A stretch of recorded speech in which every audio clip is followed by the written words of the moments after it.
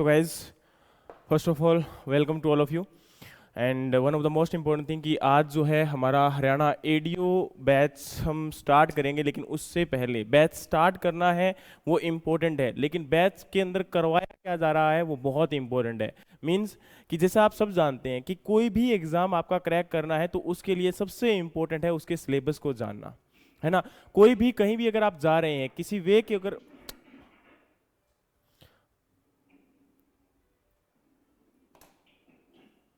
Mister Pankaj please mute your self. अरे मेरे भाई, चलिए। सो ऑनलाइन वालों, सबसे पहले तो वीडियो ऑन कर लो आप लोग, क्योंकि क्लास का मज़ा तभी है जब इंटरेक्शन आपके साथ हो, अदरवाइज तो कोई फ़ायदा नहीं है ना। तो जल्दी से अपनी वीडियो को ऑन कर लीजिए। And very good, come on.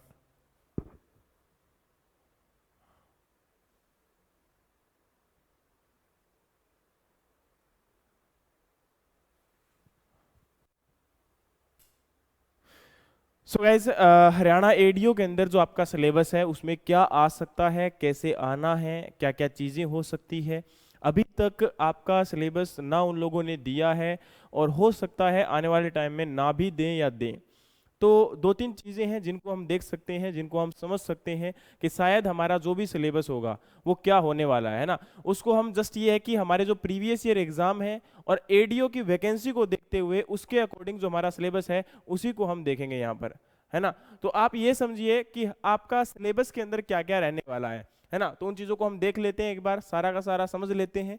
लेकिन इसमें सबसे पहले क्या है, इंपॉर्टेंट क्या है, इंपॉर्टेंट ये है डियर कि सिलेबस तो ठीक है कि आपका अप्रोक्सीमेटली सब लोगों ने देखा होगा कि एग्रोनॉमी, जैसे ही वर्ड बोलते हैं कि यार इसके अंदर तो एग्रोनॉमी और एग्रोनॉमी क्रॉप ही तो पूछेंगे, और क्या पूछ सकते हैं। जैसे ही मैंने ये वर्ड बोला कि हाँ एग्रोनॉमी या फिर एग्रोनॉमी क्रॉप पूछेंगे, तो उसके बाद आपके माइंड में आता है कि हाँ यार एग्रोनॉमी क्रॉप ही तो है, 10-15 क्रॉप हो गई और एग्रोनॉमी हो गई तो हो गया कल्याण, सिलेबस तो पूरा हो गया, है ना। माइंड में ही सिलेबस पूरा कर दिया। आधे लोगों ने तो सिलेबस देखा उससे पहले पूरा ही कर दिया, कल्याण ही कर दिया उसका, ठीक है। अब क्या होगा, अब हम उसकी रियलिटी के साथ देखते हैं कि उसके अंदर आने वाला क्या है, ठीक है। तो जरा एक बार सबसे पहले आपका एग्रीकल्चर की ही मैं बात करूंगा, इसके अलावा अगर कोई भी सिलेबस आपका होगा तो उसके बारे में हम बाद में डिस्कशन करेंगे। एक बार इसको कंप्लीट करने का काम करते हैं, क्योंकि अगर 100 क्वेश्चन आए तो उसमें से 80 क्वेश्चन यही रहने वाले हैं, एग्रीकल्चर रहने वाला है। तो इसीलिए फोकस किस पे करना पड़ेगा हमें, एग्रीकल्चर पे। तो देख लेते हैं कि इसके अंदर क्या क्या रहेगा और कैसे रहेगा। तो फर्स्ट ऑफ ऑल अगर मैं बात करता हूं तो एग्रीकल्चर के अंदर आपका सिलेबस जो है उसमें मेजर आपके जो सब्जेक्ट हैं वो एग्रोनॉमी और सोयल हैं, जो कि हमें एग्रोनॉमी के अंदर स्टडी करने पड़ते हैं। लेकिन एग्रोनॉमी और आपका जो यहाँ पर सोयल साइंस होता है उसमें हम जो लोग स्टडी करते हैं according to AFO, according to NABARD, उसमें हमारा जो सिलेबस रहता है वो बहुत माइनर रहता है, उसमें हमारा डीप से हम कभी भी स्टडी नहीं करते हैं। लेकिन जब भी हम बात करेंगे अकॉर्डिंग टू एडीओ यानी कि agriculture development officer, agriculture extension officer, soil conservation officer, तो उनके अंदर हमेशा आपके डीप से क्वेश्चन पूछे जाते हैं।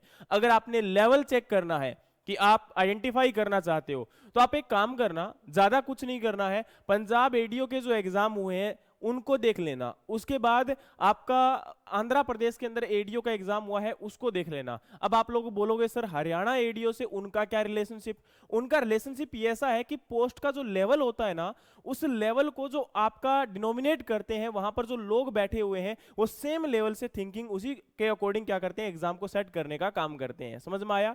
दूसरा, अगर आपको फिर भी एक चीज और चेक करनी है हरियाणा के अकॉर्डिंग ही, तो हरियाणा एचडीओ का एग्जाम देखना। अब आप लोग बोलोगे कि सर हरियाणा एचडीओ के एग्जाम के अंदर हॉर्टिकल्चर पूछा जाता है ना कि एग्रोनॉमी या फिर सोयल साइंस, बिल्कुल सही बात है। लेकिन हमें यह तो पता चल सकता है ना कि वहां आपका केवल टॉपिक क्या था, हॉर्टिकल्चर था, तो हॉर्टिकल्चर में कितना डीप गए थे वो लोग और यहां पर आपका कितना डीप जा सकते हैं, तो दोनों को ये तो लेवल पता चल सकता है ना हमें। तो दोनों को आइडेंटिफाई हम कर सकते हैं कि इसके अंदर क्या जाने वाला है। तो अकॉर्डिंग टू एचडीओ अगर देखा जाए तो उसमें एचपीएससी ने एक सिंगल क्वेश्चन भी ना तो रीजनिंग का पूछा था, ना आपका इंग्लिश का पूछा पूछा था, ना मैथमेटिक्स का पूछा था, और ना ही आपका यहाँ पर हरियाणा जीके का क्वेश्चन पूछा था। ठीक है, तो ये रहा आपका उसके अकॉर्डिंग। अब हम देखते हैं कि अगर आपका सिलेबस आ जाता है तो देखो एग्रोनॉमी या एग्रीकल्चर के अंदर कुछ भी ऐड हुआ, डेयरी ऐड हुआ, फिशरीज ऐड हुआ, या फिर कुछ भी ऐड हुआ, हाँ ये है कि डेयरी या फिर जो आपका एनिमल हस्बेंड्री जिसे हम बोलते हैं, जैसे आपको पता होगा हरियाणा के अगर एग्जाम देखे जाएं, जैसे एचएससी वगैरह के एग्जाम जो होते हैं उनमें एनिमल से बड़े क्वेश्चन पूछते हैं वो लोग, है ना। तो हम एक काम करेंगे कि आपका ये सिलेबस जिस दिन हो जाएगा उस दिन 1 या 2 क्लास आपकी एनिमल हस्बेंड्री के ऊपर भी डेफिनेटली ले लेंगे, जिससे अगर एग्जाम में क्वेश्चन आ भी गया तो डेफिनेटली उसको भी क्या किया जाए, कवर किया जाए। लेकिन अब हम इसको ये देख लेते हैं कि इसमें हम कितना डीप में जाने वाले हैं, इसको हम कितना स्टडी करने वाले हैं, तो वो चीज एक बार जो है आइडेंटिफाई कर लेते हैं। तो सबसे पहले अगर हम बात करें तो एग्रीकल्चर के अंदर जो टर्मिनोलॉजी, वर्ड जब टर्मिनोलॉजी आता है तो हमारे माइंड में एक शब्द आता है कि यार टर्मिनोलॉजी में ऐसा क्या आ सकता है, टर्मिनोलॉजी में क्या होगा, एग्रोनॉमी क्या है, एग्रीकल्चर क्या है ना, यही तो होता है टर्मिनोलॉजी। तो आप बोलोगे ठीक है हाँ यार सर हो ही जाएगा, ये तो कोई बड़ी चीज नहीं है, टर्मिनोलॉजी तो हमने पढ़ी हुई है। लेकिन जैसे ही मैंने अभी वर्ड बोला, आपसे पूछा कि रैबिंग क्या है और किस क्रॉप के साथ ये एसोसिएटेड है, आप लोगों में से आधे स्टूडेंट जो है इसका आंसर नहीं कर पाएंगे। हाँ, जिनको पता है कि टोबैको के अंदर होता है, नर्सरी के अंदर आपका जो है रेजिड्यू को बर्न आउट किया जाता है। जैसे ही आप लोगों को बोला, आप लोग बोलोगे हाँ यार सर ये टर्मिनोलॉजी तो आती नहीं थी। अभी मैं दूसरा वर्ड एक और बोल देता हूं कि आपका अर्थिंग अप। अब जैसे ही अर्थिंग अप बोला सारे टूट के पड़ेंगे, बोलेंगे सर मिट्टी को कवर ही तो करना है, आपने कौन से नया पूछ लिया। मैं बोलूंगा बिल्कुल भाई कोई दिक्कत नहीं है। अब हमारा एक वर्ड यहां पर आ जाएगा क्या, डी हॉल्मिंग। मैं जस्ट आपको बता रहा हूं कि ये नहीं कि अभी कर लिया हमने, है ना, बहुत कुछ होगा इसके अंदर, अभी सिंपल वर्ड नहीं है ये आपके, है ना, ये तो जस्ट आपके 10-15 वर्ड्स हैं जिनको हम डिस्कस कर रहे हैं। तो आपका डी हॉल्मिंग, जैसे ही डी हॉल्मिंग बोला, अब जो लोग पोटैटो से एसोसिएटेड हैं, जिन्होंने कभी पोटैटो की क्रॉप को पढ़ा हुआ है, वो लोग बोलेंगे कि सर डेफिनेटली हमारी क्रॉप को हार्वेस्ट करने से 15 डेज बिफोर हम क्या कर देते हैं, ऊपर से उसको कट कर देते हैं, और वही क्रॉप का आपका कट करना हमारा क्या कहलाता है, डी हॉल्मिंग कहलाता है। यानी कि ऊपर से रेजिड्यू को कट करना, डी हॉल्म करना, है ना। हॉल्म क्या होता है, हॉल्म होता है रेजिड्यू, जो प्लांट का स्टोवर जो बच जाता है आपका क्रॉप को हार्वेस्ट करने के बाद, that is the known as haulm. और डी हॉल्म मतलब हॉल्म को क्या करना, रिमूव करना, so that is the known as the haulm. अब जैसे ही डी वर्ड दिखता है तो यहां पर याद रखना इसका मतलब ही क्या होता है, रिमूव करना होता है। कैसे देख लेते हैं, आप लोगों ने सुना होगा डी नेवलिंग, क्या वर्ड सुना होगा, डी नेवलिंग। अब इसके अंदर नेवल को क्या करना है, रिमूव करना है। लेकिन किसका नेवल रिमूव करना है, बनाना के अंदर जो मेल बड होता है उसको हम क्या बोलते हैं, नेवल बोलते हैं। बोलोगे सर हॉर्टिकल्चर की टर्म्स हैं, क्यों एग्रोनॉमी में नहीं आ रहे हो, तो आ जाता हूं। मैंने यहां पर वर्ड लिखा क्या, डी टेसलिंग। जैसे ही ये वर्ड लिखा, अब आप बोलोगे सर ये तो कॉमन है ना, हम लोगों ने तो सुना हुआ है कि टेसल क्या होता है, जो मेल फ्लावर होता है किसके अंदर, मेज के अंदर, और डी का मतलब फिर वही बात है रिमूव करना, तो डी टेसलिंग मतलब टेसल को क्या करना, रिमूव करना, ये हमारा क्या है, डी टेसलिंग। उसके बाद अगर हम बात करते हैं तो इसी प्रकार से एक वर्ड और आ जाता है आपका, डी ट्रैशिंग। क्या होता है, ट्रैश। ट्रैश क्या होता है, हमारे सुगरकेन के अंदर जो आपके प्लांट के रेजिड्यू होते हैं, नीचे के पार्ट्स होते हैं, उनको हम लोग क्या बोलते हैं, आपके ट्रैश। और उन ट्रैश को रिमूव करने की प्रोसेस क्या है, डी ट्रेसिंग। यानी कि डी का मतलब क्या हुआ, रिमूव करना। तो डेफिनेटली आपको इतना तो पता लग ही गया होगा कि डी जो वर्ड आ रहा है वो यहां पर एसोसिएटेड हो रहा है किसके साथ, रिमूव करने की प्रोसेस के साथ। समझ में आया या नहीं आया। अगला हम यहां पर वर्ड देखते हैं, देखिए एग्रीकल्चर टर्मिनोलॉजी में और क्या आ सकता है, और ये होता है कि यानी कि सबसे पहले क्या हुआ कि क्रॉप के साथ एसोसिएटेड टर्म्स क्या हो सकती है। उसके बाद अब आप लोगों के साथ वर्ड जो होते हैं, आपने देखा होगा यार कई बार ना हम लोग जैसे मान के चलिए क्रॉप्स को आपस में ग्रो करवा रहे हैं। एक बार एक प्लीज सब लोग मुझे बता दीजिए कि आवाज प्रॉपर आ रही है ना ऑनलाइन वालों के पास, एक बार यस और नो कर दीजिएगा, बिकॉज मैंने आप लोगों को म्यूट कर रखा है, और म्यूट करने का कारण ये है कि आप लोग अपने माइक को बंद नहीं रख रहे हो। जी, अभी एक मुझे बता दीजिए कि आप लोग माइक को बंद रखोगे या मैं आपको बंद रखूं।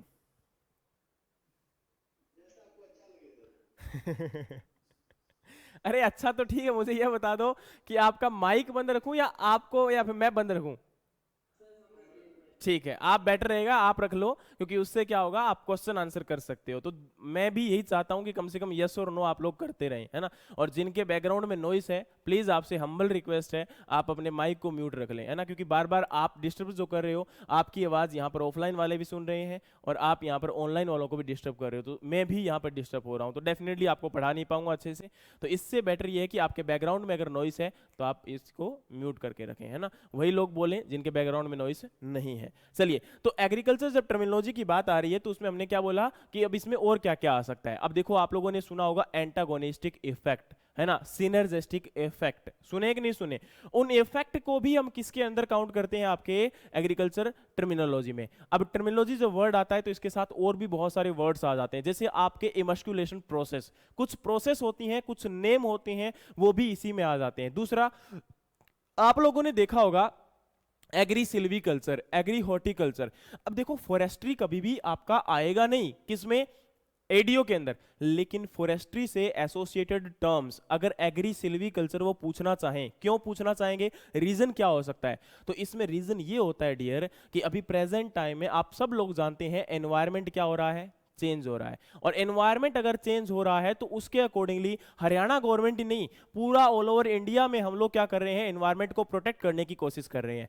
अगर हम प्रोटेक्ट करने की कोशिश कर रहे हैं तो डेफिनेटली हम ट्रीज को क्या कर रहे हैं? प्रमोट कर रहे हैं फील्ड के इन बिटवीन ग्रो करवाने के लिए। तो डेफिनेटली वहां से क्वेश्चन वो पूछ रहे हैं। उनको मतलब नहीं है कि एग्रो फॉरेस्ट्री क्या है, उनको मतलब ये है कि ट्रीज को ग्रो करवा रहे हैं, तो इनको पता तो होना चाहिए, क्योंकि आने वाले टाइम में आप क्या हो? एडीओ हो भाई, एग्रीकल्चर डेवलपमेंट ऑफिसर हो। आप एक ब्लॉक को संभालने वाले हो, एक तहसील को संभालने वाले हो, है ना, एक पर्टिकुलर एरिया को संभालने वाले हो, तो आपको नॉलेज तो होना चाहिए, तभी तो संभाल पाओगे। इसीलिए ये जो चीजें होती है वो आपसे उस एग्जाम में भी पूछी जाती है। तो अब ये बात समझना बहुत जरूरी है कि एग्जाम की अप्रोच क्या है। एग्जाम को क्रैक करना कोई डिफिकल्ट टास्क नहीं है अगर हमें एग्जाम की अप्रोच समझ में आ जाए। अगर हमें अप्रोच समझ में नहीं आएगी तो हम क्या करेंगे? हम अपनी मर्जी से पढ़ेंगे, हम अपनी मर्जी से स्टडी करेंगे, हम सोचते रहेंगे यार ये बुक पढ़ लेते हैं, या फिर फलाने के पास क्या है, अरे यार तेरे पास ये बुक है मुझे भी दे दे, या फिर नोट्स क्या है, अरे वाह ये नोट्स तो बहुत अच्छे हैं, या कम कर मुझे भी मंगवा दे, या फिर मैं भी मंगवा लेता हूं, है ना। वो नोट्स हमारे पास आ गए और एक बार 2-3 दिन तो नए नए थे, अच्छी तरह से पढ़ लिए, फिर बाद में क्या हुआ? ये भी पढ़े हैं, वो भी पढ़े हैं, वो भी पढ़े हैं, अब एग्जाम आ गया सर पे, 10 दिन एग्जाम में, अब क्या पढ़ूं?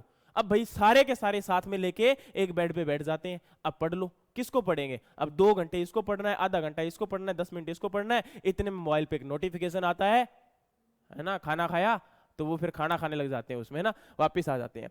हमारी बात आती है अगली किसकी? एग्रोनॉमी क्रॉप्स की। क्रॉप्स के अंदर क्या होता है आप सब लोग जानते हो। अब हमारी क्रॉप्स में आपकी अलग अलग क्रॉप्स हैं, उसमें सबसे पहले आती है आपकी फूड क्रॉप। फूड क्रॉप का मतलब क्या होता है? Cereals, millets and pulses. Oil seed को कभी भी इसके अंदर काउंट नहीं करते हैं। फूड क्रॉप की जब भी बात की जाएगी तो food crop is just only cereals and pulses, यही हमारी फूड क्रॉप होती हैं, और ये हमारी क्या होती हैं? ऑयल सीड क्रॉप होती है ना। अब हम अगर हम बात करें तो सीरियल्स में क्या है? सीरियल्स में व्हीट है, राइस है, आप सब लोग जानते हो ना। उसी प्रकार से हमारे जो कोरस सीरियल्स है उसमें क्या है? आपका मेज आ जाएगा, सोरगम आ जाएगा, ये हमारे क्या है? कोरस सीरियल्स है। मिलेट्स में क्या आएंगे? आपके पर्ल मिलेट आ जाएगा, यस और नो। उसके बाद अगर हम बात करेंगे तो इसमें आपके जितने भी बार्नयार्ड मिलेट है, स्मॉल मिलेट है, यानी कि फॉक्सटेल मिलेट है, ये भी किसके पार्ट है? आपके मिलेट्स। मिलेट्स आपके एक माइनर होते हैं, एक मेजर होते हैं। मेजर मिलेट से क्वेश्चन ज्यादा आते हैं, माइनर मिलेट से कोई रेयर क्वेश्चन आता है, एक आधा क्वेश्चन कभी आ जाए इनके साइंटिफिक नेम वगैरह से, क्योंकि पर्टिकुलर टर्म दे दी जाती है और उसमें पूछ लिया जाता है फैट कंटेंट कितना है या फिर ये चीजें कितने हैं। तो इनके अंदर पढ़ना क्या है वो चीजें हमें पता होनी चाहिए। किसके अंदर न्यूट्रिशनल कंटेंट पढ़ना है, किसके अंदर आपका प्रोटीन कंटेंट कितना है, यानी कि न्यूट्रिशनल कंटेंट का मतलब यही तो होता है प्रोटीन कितना है, फैट कितना है। सब लोगों ने बीएससी किया? आपने बीएससी एग्रीकल्चर कंप्लीट है सबका? जरा हाथ खड़े करना किस किस का है। मुकर मत जाना, मैं पहले बोल रहा हूं। ये बाकी लोग हाथ खड़े क्यों नहीं कर रहे हैं? किया नहीं क्या? ये दिक्कत है? वेरी गुड, बहुत बढ़िया। आईफोन कौन है?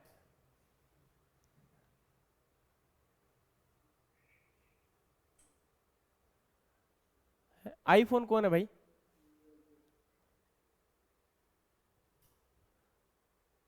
आईफोन कौन है? आईफोन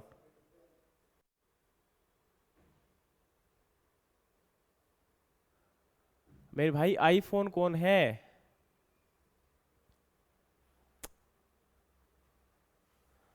कमाल है यार। चलिए, आप में से भाई सभी लोगों ने की हुई है? हाथ खड़े करना। अच्छा, आप ये बताइए सीरियल्स और मिलेट्स में डिफरेंस क्या होता है? और सीरियल्स और कोरोसीरियल में डिफरेंस क्या होता है? अब इधर से नीचे हाथ होने स्टार्ट हो चुके हैं।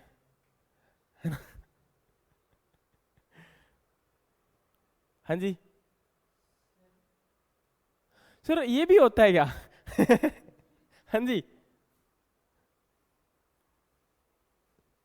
हाँ भाई।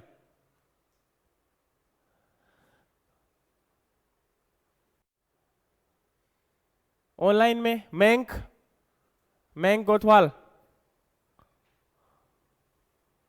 आंसर द क्वेश्चन, आइदर से यस और नो।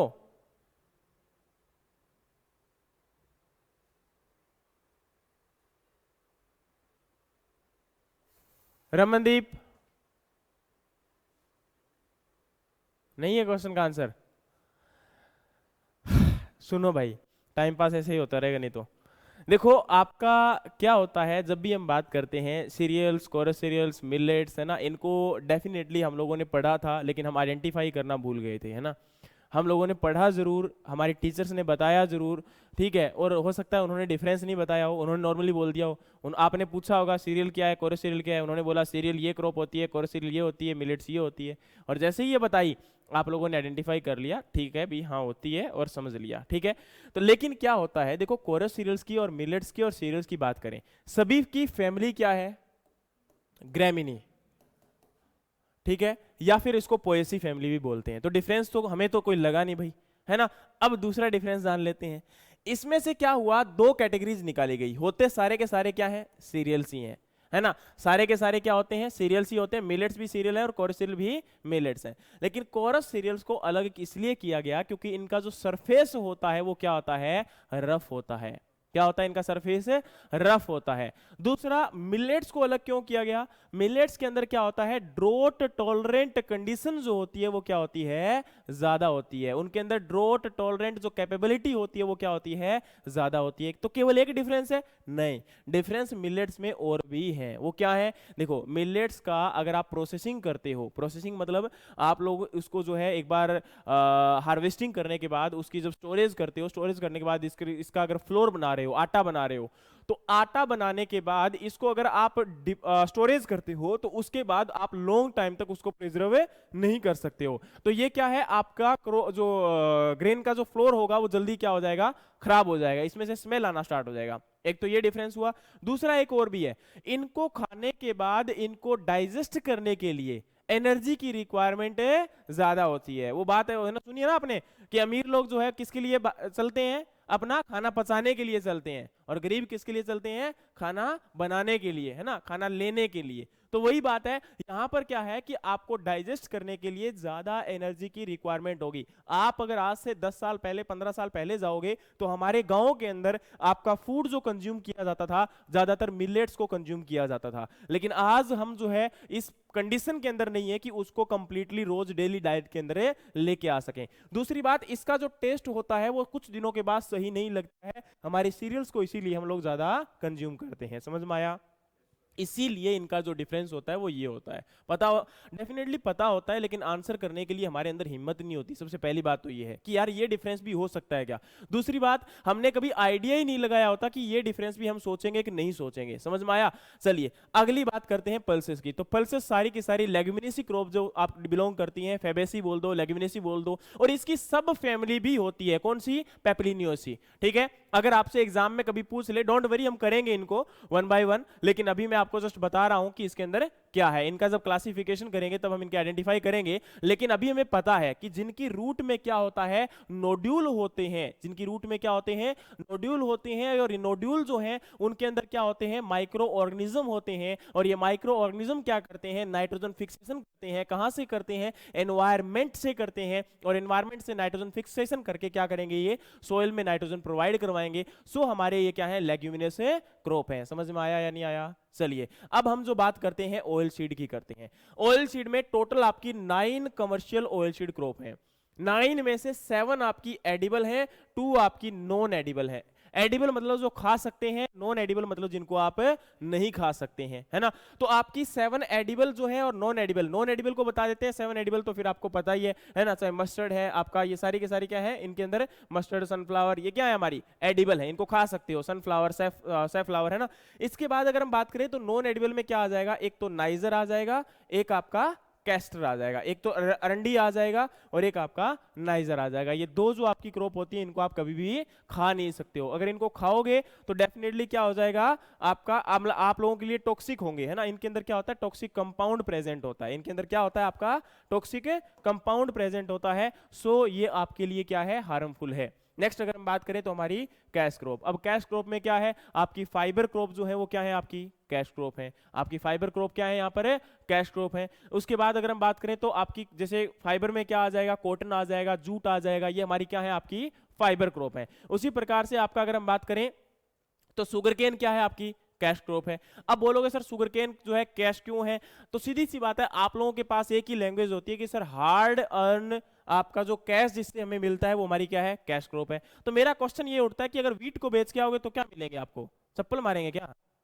तो वीट को बेचने के बाद भी तो आपको पैसे ही तो मिलते हैं, लेकिन रीजन क्या होता है, कैश क्रॉप क्यों बोला जाता है, क्योंकि उनको हमें प्रोसेस करना पड़ता है बिफोर द कंज्यूमिंग या बिफोर द यूजिंग। उनको यूज करने से पहले, उनको कंज्यूम करने से पहले आपको क्या करना पड़ेगा, प्रोसेस करना पड़ेगा। अब कोई बोलेगा सर नहीं हम तो गन्ने खा लेंगे घर पे, अरे कितने खाओगे, 10 खा लोगे, 20 खा लोगे, 50 खा लोगे, 100 खा लोगे, बाकी फिर, है ना। लेकिन वीट को आप लोग घर में ही यूज करते हो, वही घर में रख लेते हो, वही आपका क्या होता है, आजकल घर के अंदर चक्की है उससे पीसा और आपका काम है, हो गया। अब दूसरा क्या होगा, कोई एक आधा और आएगा बोलेगा सर घर के अंदर गन्ने की जूस की रेडी लगा लूंगा, भाई लगा ले, कौन रोक रहा है। तो जैसे ही आपने रेडी लगाई फिर आप किसका पार्ट चले जाते हो, फिर आप पार्ट चले जाते हो किसका, एमएसएमई का, micro small and medium enterprises का। ये आपका रहता है जिसके अंदर आपको यहां पर क्या होता है कि आपका एक एंटरप्राइज डेवलप हो चुका है, फिर आप बिजनेस में आ गए, फिर फार्मर नहीं रहे आप, सही आपने रेडी लगा ली, लेकिन आप किसके पार्ट बन चुके हो, एमएसएमई के पार्ट बन चुके हो। या फिर आप जो है सेल्फ हेल्प ग्रुप या फिर आपका एफपीओ, है ना, फार्मर प्रोड्यूसर ऑर्गेनाइजेशन, आप इनमें भी आ सकते हो अगर आपका फार्मर्स का क्या है, ग्रुप है, ठीक है। विमेंस का ग्रुप है तो क्या हो जाएगा, सेल्फ हेल्प ग्रुप हो जाएगा। अब देखो आपको डेफिनेटली एडीओ बनने जा रहे हो तो एक्सटेंशन के बारे में भी डेफिनेटली आपसे क्वेश्चन हो सकते हैं। माइनर एक्सटेंशन की चीजें जो है जैसे सेल्फ हेल्प ग्रुप है, एफपीओ है, इनके बारे में पता होना चाहिए। ये नहीं कि यार आपका सिलेबस करवाया गया तो सिलेबस के अंदर टाइम पास हो गया और आपने भी पढ़ लिया, उसी प्रकार से आप सोचोगे यार यहाँ से क्यों करवाया जा रहा है, ये क्या मतलब है, लेकिन पता होना चाहिए, ठीक है। अभी नहीं लेकिन डेफिनेटली पढ़ेंगे। जैसे आपके जो ब्लॉक लेवल पे प्रोग्राम है जिनको आपका एडीओ संभालने वाला है, अब आत्मा है डेफिनेटली किसके अंडर आता है, डिस्ट्रिक्ट आपका कलेक्टर के अंडर आता है, लेकिन उनको हैंडल कौन करता है, एडीओ भी तो करता है, एडीओ को रिपोर्टिंग भी तो करते हैं वो लोग, है ना। तो वो चीजें हमें पता होनी चाहिए, हम पता होगी तभी हम डेफिनेटली उनका आंसर कर पाएंगे, है ना। आत्मा किस लेवल का प्रोग्राम है, डिस्ट्रिक्ट लेवल का प्रोग्राम है या ब्लॉक लेवल का प्रोग्राम है। आत्मा, आत्मा कम परमात्मा, एटीएमए, एटीएम बीटीएम जानते हो नहीं जानते हो,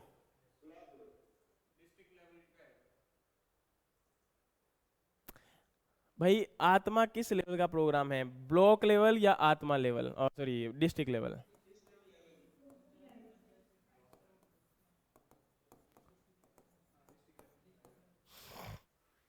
अच्छा, और केवीके,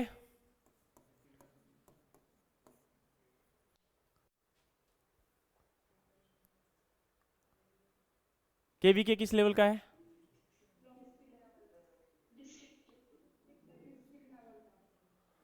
दोनों ही डिस्ट्रिक्ट लेवल पे होते हैं, पहली बात तो ये पता होना चाहिए, ठीक है। डोंट वरी, आपको जो ब्लॉक लेवल के प्रोग्राम है, डिस्ट्रिक्ट लेवल के प्रोग्राम है, नेशनल लेवल पे एक ही चीज है, मैनेज, ठीक है। जो मैनेज हैदराबाद के अंदर इंस्टीट्यूट है वही आपका हैंडल करता है, लेकिन बाकी जो आपके डिस्ट्रिक्ट के हैं, ब्लॉक के हैं, है ना, तो उनके बारे में पता होना चाहिए, ठीक है। की विलेज स्कीम जो है वो किससे आपका ब्लॉक लेवल पे है, ठीक है।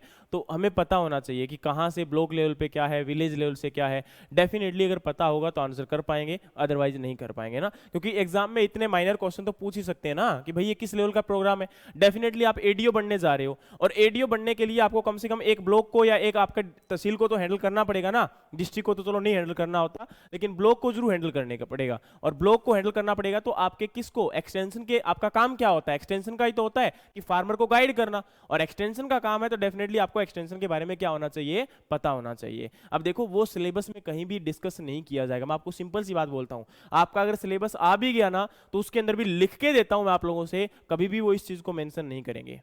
लेकिन हमें पढ़ना इसको इसलिए पड़ेगा क्योंकि भाई एग्रीकल्चर आपने पढ़ा है और वो चीज क्या है आपकी, इसका पार्ट है। समझ में आया कि नहीं आया, तो इसलिए एग्जाम की नीड को हमें समझना चाहिए, ये होती है एग्जाम की नीड। ठीक है, तीर में तुक्के मार के अपना काम कर लिया, वो एग्जाम की नीड नहीं है।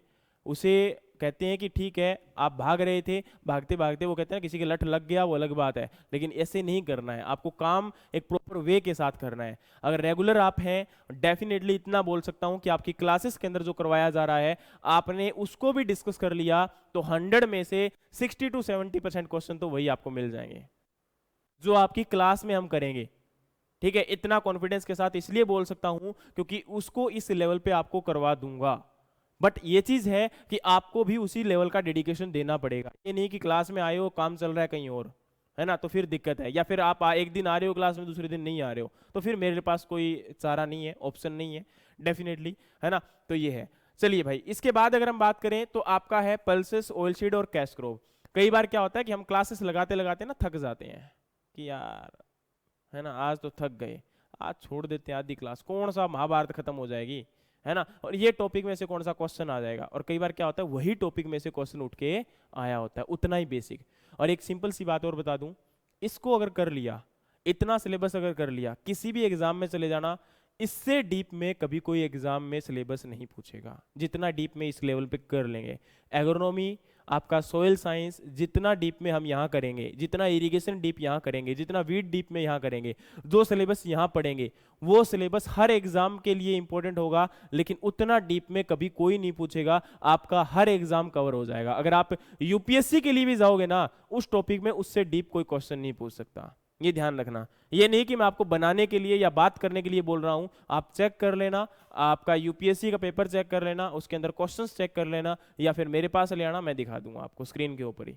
ठीक है, तो ज्यादा बड़ी बात नहीं है, उस चीज को तो आप क्लेरिफाई भी कर सकते हो। ठीक है, चलिए नेक्स्ट आपका क्या है, कैश क्रॉप। कैश क्रॉप हो चुका है हमारा। अगली बात हम बात करते हैं फोल्डर की। फोल्डर क्रॉप क्या होती है, जो क्रॉप हम एनिमल को क्या करवाते हैं, अपना फीड करवाते हैं। तो इनको और भी बहुत सारे नाम दे देते हैं। देखो, फोल्डर के अंदर अगर हम बात करेंगे तो अगर आप ग्रीन फोल्डर किसी क्रॉप, किसी एनिमल को आप चॉप करके दे रहे हो तो उसको हम बोलते हैं सोइलिंग क्रॉप। क्या बोलते हैं आपका, सोइलिंग क्रॉप। अब देखो बोलोगे सर ये टर्म भी होती है भाई, आपके सामने है। अगला हम अगर हम बोलेंगे इसके लिए तो साइलेज भी बोलते हैं। साइलेज किसके लिए बोलते हैं, पशुओं का अचार, है ना। पशुओं को क्या दे दिया आपने, एनिमल्स को क्या दे दिया, पिकल दे दिया, तो डेफिनेटली क्या है, ये पशुओं का अचार है। बोलोगे सर कैसे, डेफिनेटली क्या होता है, फर्मेंटेशन प्रोसेस के द्वारा क्या होता है, प्रिपेयर किया जाता है और उसके बाद एनिमल को फीड करवाया जाता है। ठीक है, नेक्स्ट अगर हम बात करें यहाँ पर तो प्लांट फिजियोलॉजी। प्लांट फिजियोलॉजी क्या है, प्लांट फिजियोलॉजी का मतलब क्या होता है, तो मतलब ये होता है डियर, फिजियोलॉजी आपका जो मेटाबॉलिक प्रोसेस आपके अंदर क्या हो रहा है,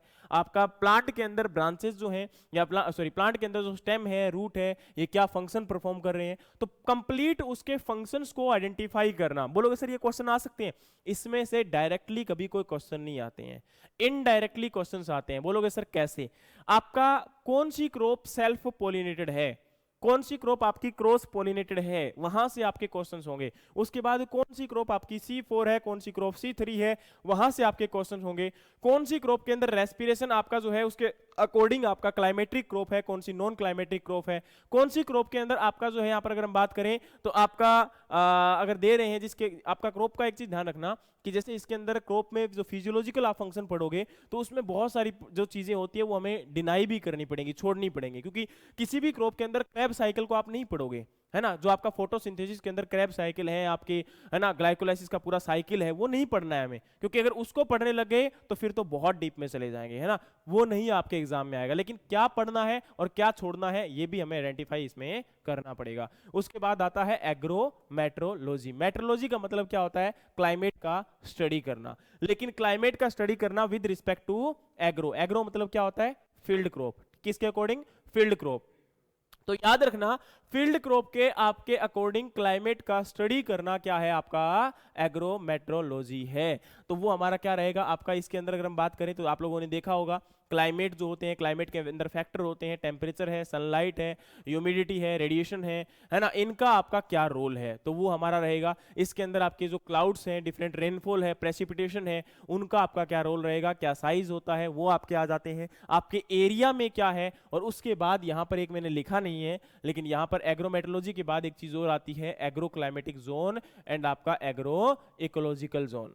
आपको पता होगा कि एग्रो क्लाइमेटिक जोन और एग्रो इकोलॉजिकल जोन क्या होते हैं। आपके जो इंडिया के अंदर 15 एग्रो क्लाइमेटिक जोन है according to planning commission, according to ICR 131 agro climatic zone है। According to national bureau of soil survey and land use planning के अकॉर्डिंग अगर देखा जाए तो आपके वहां पर 20 एग्रो इकोलॉजिकल रीजन्स हैं। लेकिन अगर हम बात करें आईसीआर के अकॉर्डिंग तो 8 आपके एग्रो इकोलॉजिकल रीजन्स हैं। तो ये हमें पता होना चाहिए, पूछ सकते हैं। दूसरा, इनके अंदर जो डिवाइडेंट होता है, आप लोगों ने देखा होगा कि कौन सा रीजन के अंदर कौन सा स्टेट पड़ता है। जैसे आपके एग्रो क्लाइमेटिक जोन 15 है, तो उनकी अगर हम बात करते हैं तो उसमें आपका देखा होगा ईस्टर्न हिमालयन रीजन है, फिर आपका वेस्टर्न हिमालयन रीजन है, फिर आपका मिडिल गैंजेटिक प्लेन है, ईस्टर्न सॉरी आपका ट्रांस गैंजेटिक प्लेन है, आपका सेंट्रल गैंजेटिक प्लेन है ना। उसके बाद अगर हम बात करें तो आपका ड्राईलैंड रीजन है। टोटल आपके 15 है इस प्रकार से, है ना। इनको देख लेना, मुझे याद नहीं है सारे के सारे, लेकिन डेफिनेटली ये कितने हैं आपके 15 है। और किस एग्रो क्लाइमेटिक जोन के अंदर आपका कौन सा स्टेट आता है ये हमें डेफिनेटली पता होना चाहिए। और स्टेट सारे नहीं पूछते हैं, मैं आपको सिंपल सी बात बताता हूं। स्टेट कौन से पूछते हैं? जिनकी कोई ना कोई इंपॉर्टेंस होती है। खासकर अब देखो हरियाणा का पेपर है तो डेफिनेटली क्वेश्चन कहां से आएगा? हरियाणा के अकॉर्डिंग आएगा, है ना, उसके कंपैरिजन में आएगा, है ना। तो ये चीज आपसे पूछ सकते हैं, है ना। अब यहां पर क्या होता है कि आपका जब क्वेश्चन पूछेंगे हरियाणा के अकॉर्डिंग तो क्या पूछ सकते हैं कि आपका सबसे ज्यादा आपका यहां पर क्रॉपिंग इंटेंसिटी किस रीजन में है। तो किस रीजन में? हरियाणा और पंजाब जिसमें है सबसे ज्यादा, वहां पर क्या है? क्रॉपिंग इंटेंसिटी सबसे ज्यादा है ना।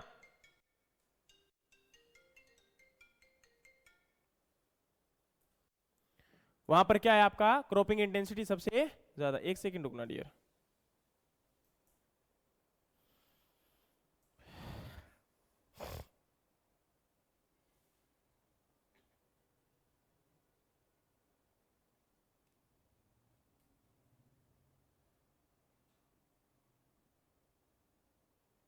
नींद तो नहीं आ रही?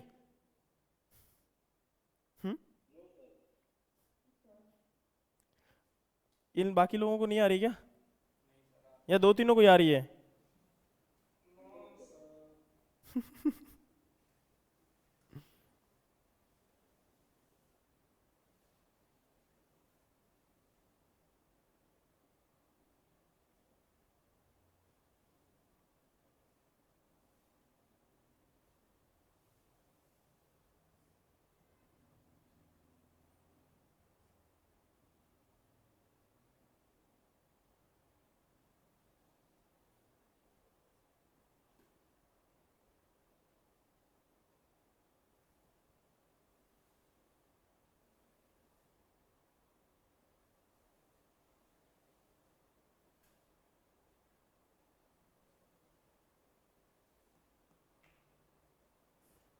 जी, तो क्या हुआ कि इसके अंदर अगर हम बात करें तो आपका क्या हुआ? Agro climatology. देखो क्लाइमेटोलॉजी में आपके जो रीजन्स हैं, अब देखो यहां पर अगर हम बात करते हैं तो आपने देखा होगा क्या कहते हैं इसको, कि किस रीजन के अंदर सबसे ज्यादा रेनफॉल है, या किस रीजन के अंदर प्रोडक्शन सबसे ज्यादा है, किस रीजन में प्रोडक्टिविटी सबसे ज्यादा है। तो ये कैसे होता है, कैसे पॉसिबल हो सकता है? तो हम सब लोग जानते होंगे कि यहाँ पर जो प्रोडक्टिविटी की बात आ जाए, प्रोडक्शन की बात आ जाए, तो 99% हमारा आंसर एक ही रहेगा, ट्रांसगैंजेटिक प्लेन। क्योंकि ट्रांसगैंजेटिक में कौन कौन सा रीजन आता है ये हमें पता होना चाहिए। क्या बोला मैंने यहां पर? कौन सा रीजन आएगा? Trans Gangetic. कौन सा आएगा? पंजाब और हरियाणा और very good, western UP and Delhi. Very good. जो राजस्थान है, राजस्थान के अंदर दो डिस्ट्रिक्ट आते हैं, कौन से? एक गंगानगर है और एक हनुमानगढ़ है। ये दोनों डिस्ट्रिक्ट किस में आते हैं आपके? ट्रांसगैंजेटिक में। वाह, उच्च विचार सादा जीवन, महान आत्मा चंडीगढ़ में। चंडीगढ़ में आता है गंगानगर, हनुमानगढ़ गंगानगर चंडीगढ़ में आते हैं, यूपी चंडीगढ़ में आता है, दिल्ली चंडीगढ़ में आता है। कह दे, बोलने से पहले 3 बार सोच लिया करो कि क्या बोलने जा रहे हैं, है ना, पता होना चाहिए। क्योंकि देखो डियर, एक चीज है कि हम अपने शायद, या तो देखो 2-3 चीजें होती है, या तो हम अपने मजाक के लिए बोलते हैं, या हमें बिल्कुल नॉलेज नहीं है, या हम हवा में तीर चला रहे हैं। तो तीनों चीजों के लिए सबसे पहले पता होना चाहिए। क्योंकि शब्द अगर एक बार निकल जाते हैं ना तो उसके बाद कभी वापस नहीं आ सकते हैं, वो वर्ड्स वहीं रहते हैं, है ना।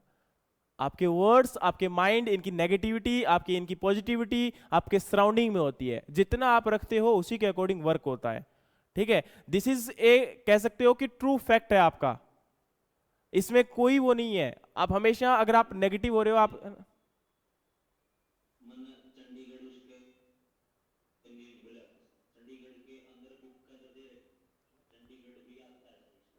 भाई चंडीगढ़ हरियाणा और पंजाब की राजधानी है, ऑलरेडी इसके अंदर आ जाएगा, वो इसके अंदर है। भाई मेंशन करने की रिक्वायरमेंट नहीं है कि अरे हरियाणा और पंजाब की राजधानी क्या है, चंडीगढ़ है। डेफिनेटली जहां हरियाणा और पंजाब आएंगे वहां चंडीगढ़ ऑटोमेटिक क्या हो जाएगा, इंक्लूड हो जाएगा। राजस्थान के अंदर गंगानगर और मानकोट डिस्ट्रिक्ट क्यों क्यों मेंशन करने की रिक्वायरमेंट है, क्योंकि राजस्थान के अंदर किसी और डिस्ट्रिक्ट को नहीं लिया जा सकता। राजस्थान की राजधानी क्या है, जयपुर है, लेकिन हमने जयपुर को नहीं ऐड कर सकते, क्यों, क्योंकि है ही नहीं वो इसका पार्ट है। क्यों, अब देखो यहाँ पर इनको डिवाइड किस बिहाफ पर किया जाता है ये भी हमें पता होना चाहिए भाई। क्यों, देखो भाई एक चीज आपको पता है कि जब भी आपका क्लाइमेट है, अब क्या हुआ था, रीजन क्या था इनको डिवाइड करने का। देखो आपका आईसीआर प्रेजेंट टाइम में सबसे बड़ी ऑर्गेनाइजेशन है, जानते हो सब लोग। आईसीआर इंडिया के अंदर हर जगह पे रिसर्च कर रहा है आपका, किसके लिए, क्रॉप के लिए। लेकिन आईसीआर के लिए पॉसिबल नहीं था कि दिल्ली में रहते हुए ये पूरे के पूरे इंडिया में क्या कर सके, रिसर्च कर सके। आप बोलोगे सर क्यों, क्योंकि रीजन ये है, आपका इंडिया के अंदर हर जगह पे बायोडाइवर्सिटी बिल्कुल अलग है। टोटल आपका वर्ल्ड के अंदर 8 जो आपके डाइवर्सिटी रीजन है उनको बोलते हैं, क्या बोलते हैं, इकोलॉजिकल रीजन बोलते हैं ना, आई थिंक सो। तो उनके अकॉर्डिंग अगर देखा जाए तो उनमें से 2 बड़े जो बायोलॉजिकल जो डाइवर्सिटी रीजन है वो इंडिया में है। एक आपके ईस्टर्न में है, एक आपके साउथ इंडिया की साइड है। कौन कौन से है मुझे याद नहीं है ना, लेकिन 2 आपके इंडिया के अंदर है। तो इनको हमें देखते हुए बायो इकोलॉजिकल जोन बोलते हैं शायद इनको, है ना, तो एक बार देख लेना इनको क्या बोलते हैं। तो वो जो है आपके 2 इंडिया के अंदर अवेलेबल है, यानी कि सबसे बड़ी बायोडाइवर्सिटी का कहीं ना कहीं हब क्या है, इंडिया है। तो इंडिया हब है तो क्यों है, क्योंकि हमारे क्लाइमेट की अगर कंडीशन देखी जाए तो ईस्टर्न रीजन में अलग है आपके, अगर आप हिमालय की साइड जाओगे तो वहां बिल्कुल अलग है, मिडिल इंडिया में आओगे तो अलग है, और उसके बाद साउथ इंडिया में चले जाओगे तो अलग है। क्या होता है कि हमारे जो नॉर्थ इंडिया में जाओगे, जहां पर आपका जम्मू कश्मीर एरिया है, वहां पर आपका क्लाइमेट कैसा है, टेम्परेट है। क्लाइमेट कैसा है आपका, टेम्परेट है। टेम्परेट का मतलब क्या होता है, आप सब लोग जानते हो, टेम्परेट मतलब कूल क्लाइमेट है वहां का, है ना। और दूसरी अगर हम बात करें तो यहां पर ह्यूमिडिटी भी डेफिनेटली क्या होगी, ज्यादा होगी। लेकिन अगर हम बात करते हैं किसके बारे में, सब ट्रॉपिकल रीजन, देखो, और उसके बाद आपका आता है ट्रॉपिकल रीजन। ये 3 रीजन में आप इंडिया को डिवाइड कर रहे हो प्रेजेंट टाइम में, है ना, क्लाइमेटिक कंडीशन के अकॉर्डिंग। तो ट्रॉपिकल में, सब ट्रॉपिकल में क्या होता है आपका, देखो वैसे अगर हम बात करें तो बोलोगे सर यहाँ टेम्परेचर होता है, यहाँ ह्यूमिडिटी होती है, यहाँ देखो टेम्परेचर दोनों जगह ही ज्यादा होता है, यहाँ भी टेम्परेचर ज्यादा है, यहाँ भी टेम्परेचर ज्यादा है ना। अप्रोक्सीमेटली 40 के करीब यहाँ भी पहुंच जाता है ना, अप्रोक्सीमेटली 40 के करीब यहाँ पहुंच जाता है, क्योंकि राजस्थान में क्या है 44, चूरू के अंदर आई थिंक इंडिया के अंदर सबसे ज्यादा टेम्परेचर डिनोट किया गया था, पिछले साल की बात है ना। तो वो आपका क्या है, राजस्थान में टेम्परेचर ज्यादा है, तो आप बोलोगे सर टेम्परेचर यहां ज्यादा है और साथ में क्या है, ह्यूमिडिटी यहां ज्यादा है, तो डेफिनेटली ठीक है। लेकिन और क्या डिफरेंस हो सकता है, डिफरेंस ये होता है डियर, इसकी वजह से कि यहां पर पूरे आपके सीजन के अंदर ही, पूरे साल के अंदर आपका कभी भी जो ये रीजन होता है, सॉरी ट्रॉपिकल में, आप कभी भी क्लाइमेटिक कंडीशंस के अंदर जो विंटर और समर सीजन है उनका वेल आइडिया नहीं लगा सकते हो। वहां पर पूरे साल भर के अंदर ही सीजन ऑलमोस्ट क्या रहता है, सेम रहता है। लेकिन जैसे ही आप कहां आओगे, हरियाणा में आओगे, पंजाब में आओगे, मध्य प्रदेश में आओगे, यूपी में आओगे, यहां पर आपको सर्दियों में सर्दी देखने को मिलेगी और गर्मियों के अंदर क्या देखने को मिलेगी, गर्मी देखने को मिलेगी। तो डेफिनेटली क्या हुआ, ये क्लाइमेट का ही वेरिएशन हमें देखने को मिला। उसके बाद क्या है आपका यहां पर टेम्परेट में, हमारा हमें ऑलरेडी पता है कौन सा आ जाएगा, हिमालय का रीजन आ जाएगा भाई। आपका, मैं चंडीगढ़ बोल रहा हूँ ना, चंडीगढ़ वाला नाम इसका रट गया, तो आपका क्या आ जाएगा, आपका हिमालय के अंदर जम्मू कश्मीर आ जाएगा और आपका हिमाचल आ जाएगा और साथ में उत्तराखंड का एरिया आ जाएगा। समझ में आ गया कि नहीं आ गया। तो ये रीजन है जहां पर आपका इस प्रकार की कंडीशंस है, और इन कंडीशंस के अकॉर्डिंग ही क्या होता है, फर्दर हम पढ़ेंगे इनको, डेफिनेटली खत्म नहीं हो गया टॉपिक, लेकिन एक वेल आइडिया जा रहा है कि हमारा पढ़ना कैसे और किस प्रकार से हमें उसके गो थ्रू होना है। क्योंकि जब तक हम ये नहीं कर पा रहे हैं कि हमें पढ़ना क्या है और कैसे पढ़ना है, एक बार रफ आइडिया डेफिनेटली सभी को लग रहा होगा कि हमें पढ़ना क्या है और कैसे पढ़ना है। तो रफ आइडिया अगर आपको हो गया एक बार के लिए, तो उसके बाद आपको कोई भी रिक्वायरमेंट किसी चीज़ की नहीं होगी। समझ में आ गया? तो एक बार रफ आइडिया, फिर उसके बाद उसको कंप्लीट पढ़ते हुए, कंप्लीट स्टडी करते हुए उसको हम क्या करेंगे, कवर करेंगे। ठीक है, चलिए। तो इसी के साथ आपका अगला पार्ट जो है इसके अंदर क्या है, फार्मिंग सिस्टम, क्रॉपिंग सिस्टम। अब देखो वर्ड देखने में बहुत ईजी से लग रहे हैं कि फार्मिंग सिस्टम, बोलोगे सर फार्म के अंदर जो सिस्टम है उसी को तो हम क्या बोलेंगे, फार्मिंग सिस्टम बोलेंगे। लेकिन फार्मिंग सिस्टम एग्जैक्टली कितने टाइप के हैं, 12। कितने टाइप के हैं, 12। कौन कौन से, extensive cultivation, intensive cultivation, specialised farming, mixed farming, diversified farming, dry farming, आपका cooperative farming, capitalistic farming, corporate farming, आपका पीजेंट फार्मिंग। ये क्या हो गए आपके फार्मिंग सिस्टम हो गए। उसके बाद अगर हम बात करें तो क्रॉपिंग सिस्टम। क्रॉपिंग सिस्टम में क्या आ जाता है, cropping pattern, cropping system, cropping scheme. इनके साथ साथ cropping intensity, cropping rotational intensity, और इनके साथ साथ और भी आ जाएंगी। क्या आपका यहां पर जो आपका क्या है, क्रॉप को जो ग्रो करवाते हो, क्रॉपिंग सिस्टम में मेनली 2 टाइप के होते हैं। क्या, एक तो पैरेलल क्रॉपिंग सिस्टम, एक आपका mixed cropping system. Parallel cropping system में क्या आ जाएगा, एक प्रेजेंट टाइम में जो आपका इंटर क्रॉपिंग करते हो, इंटर क्रॉपिंग आ जाएगा। इंटर क्रॉपिंग के साथ वहां पर रिले क्रॉपिंग आ जाएगा। मतलब इस प्रकार से प्रेजेंट टाइम में जो आपका एक फील्ड के अंदर एक या एक से ज्यादा क्रॉप ग्रो करवाते हो, या फिर किस प्रकार से ना, तो क्रॉपिंग सिस्टम में पहले क्या होता है, मोनोक्रॉपिंग या मोनोकल्चर। उसके बाद सेकंड क्या होता है, मल्टीपल क्रॉपिंग, और तीसरा क्या होता है, रोटेशनल क्रॉपिंग। रोटेशनल में क्या होता है, एक क्रॉप को ग्रो करवाया, हार्वेस्ट किया, फिर दूसरी को हार्वेस्ट किया, फिर तीसरी। एक होता है fallow in rotation. Fallow in rotation का मतलब क्या होता है, आपका एक क्रॉप को ग्रो करवाया, लैंड को खाली छोड़ा, फिर क्रॉप को ग्रो करवाया, लैंड को खाली छोड़ा, वो होता है fallow in rotation. Fallow in rotation मतलब लैंड को एक बार खाली छोड़ना और फिर क्रॉप को ग्रो करवाना। ठीक है, तो ये किस एरिया में किया जाता है, ज्यादातर उन एरिया में किया जाता है जहां पर प्रोडक्टिविटी क्या होती है, कम होती है, जहां पर रिसोर्सेस क्या होते हैं, कम होते हैं, जहां पर वाटर की अवेलेबिलिटी क्या होती है, कम होती है। उस एरिया में क्या करेंगे, इन प्रैक्टिस को फॉलो करेंगे। तो अब देखो, हमें ये नहीं है कि यार केवल रट्टा मारना है, हमें ये भी पता होना चाहिए। और जैसे ही माइंड में आया कि यार क्रॉप अगर एक ग्रो करवा रहे हैं तो कारण क्या है, अब खुद सोच के देख लो कि कारण क्या हो सकते हैं। मानते हैं कि डेफिनेटली मैं बताने के लिए बैठा हूं, लेकिन तुम अगर आइडिया ही नहीं लगाओगे तो एग्जाम के अंदर थोड़ा ना मैं बैठा हूंगा। समझ में आ गया? यहां तो चलो मैं बता दूंगा, कोई दिक्कत वाली बात नहीं है, लेकिन एग्जाम के अंदर कैसे करोगे? एग्जाम के अंदर तो बाय चांस कोई क्वेश्चन ऐसा आ गया जो टिपिकली हमने पढ़ा ही नहीं है कभी, लेकिन उसको हम अपनी जो थिंकिंग होती है उसके अकॉर्डिंग आंसर कर सकते हैं। कई बार होता है ना कि एलिमिनेशन करना है ना, तो आपका देखो तुक्का कभी नहीं मारा जा सकता, लेकिन एलिमिनेशन प्रोसेस जो होती है उससे हम कभी भी क्वेश्चन का आंसर कर सकते हैं। ठीक है, कैसे? देखो, जैसे मान के चलिए मैंने बोला क्रॉपिंग सिस्टम है ना, मोनोक्रॉपिंग की बात आ गई, मल्टीपल क्रॉपिंग की बात आ गई। मैंने पूछा कि दिस फैक्टर या this objective is belongs to the monocropping, या फिर this factor is belongs to the आपका मल्टीपल क्रॉपिंग। ये वर्ड मैंने बोल दिया, तो यहां पर क्या होगा कि आपका मल्टीपल क्रॉपिंग से कौन सा फैक्टर है, आपका मोनोक्रॉपिंग से कौन सा फैक्टर है, ये चीज हमें पता होनी चाहिए। तो अब अगर हमें पता होगा तो आंसर कर पाएंगे, नहीं पता होगा तो आंसर नहीं कर पाएंगे। कैसे, देखते हैं। जैसे मैंने बोला कि प्रेजेंट टाइम में एक एरिया ऐसा है जहां पर वाटर जो है वो आपका केवल रेनी यानी कि जब बारिश आती है तभी हमारा अवेलेबल हो सकता है, अदरवाइज वहां पर क्या है, आपका रेनफॉल आपका उसके अकॉर्डिंग या रेनफॉल के बिना कभी भी वहां पर क्या नहीं हो सकता, पानी अवेलेबल नहीं हो सकता। तो आप लोग क्या सोचोगे, यार पानी अवेलेबल नहीं है तो कितनी क्रॉप ग्रो करवा पाएंगे? अब आप लोग बोलोगे सर हो सकता है मे बी एक भी लगा सकें, 2 भी लगा सकें। बारिश कितनी आई, हमारे पास स्टोरेज के साधन थे या नहीं थे, कौन सा एरिया है, स्टोरेज पानी रह पाएगा कि नहीं रह पाएगा। अब राजस्थान है, राजस्थान के अंदर क्या सोइल के अंदर वाटर स्टोर लॉन्ग टाइम तक रह सकता है? ये उड़ जाएगा, आपका सोइल से ही निकल जाएगा आपका। समझ में आया मैंने क्या बोला? ठीक है।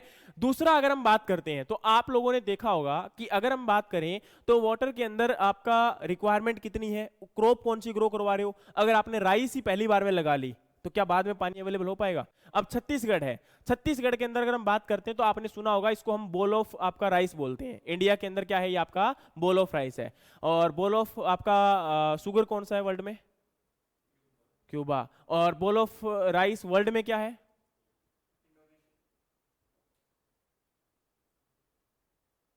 Bowl of rice in world?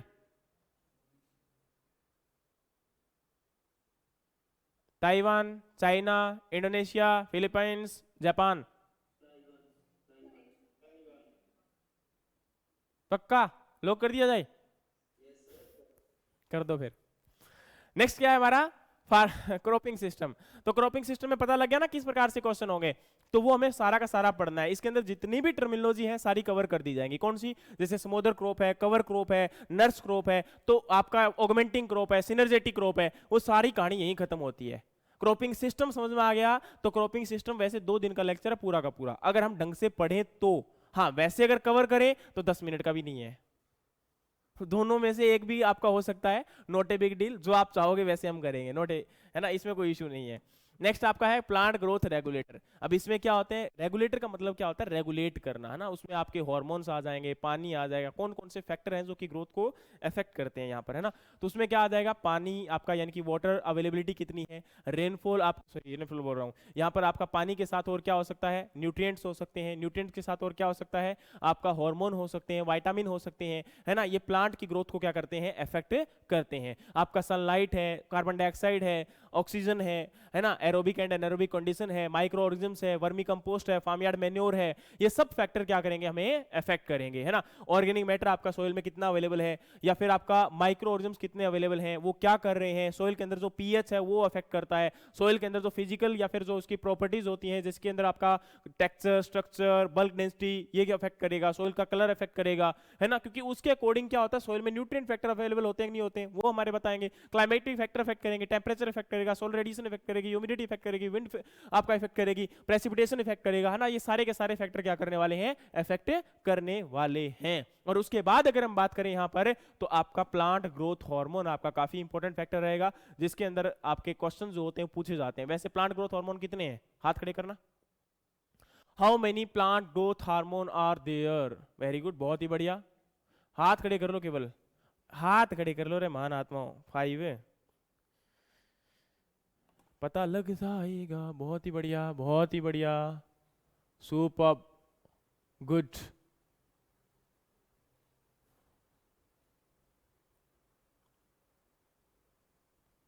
जी पंकज जी,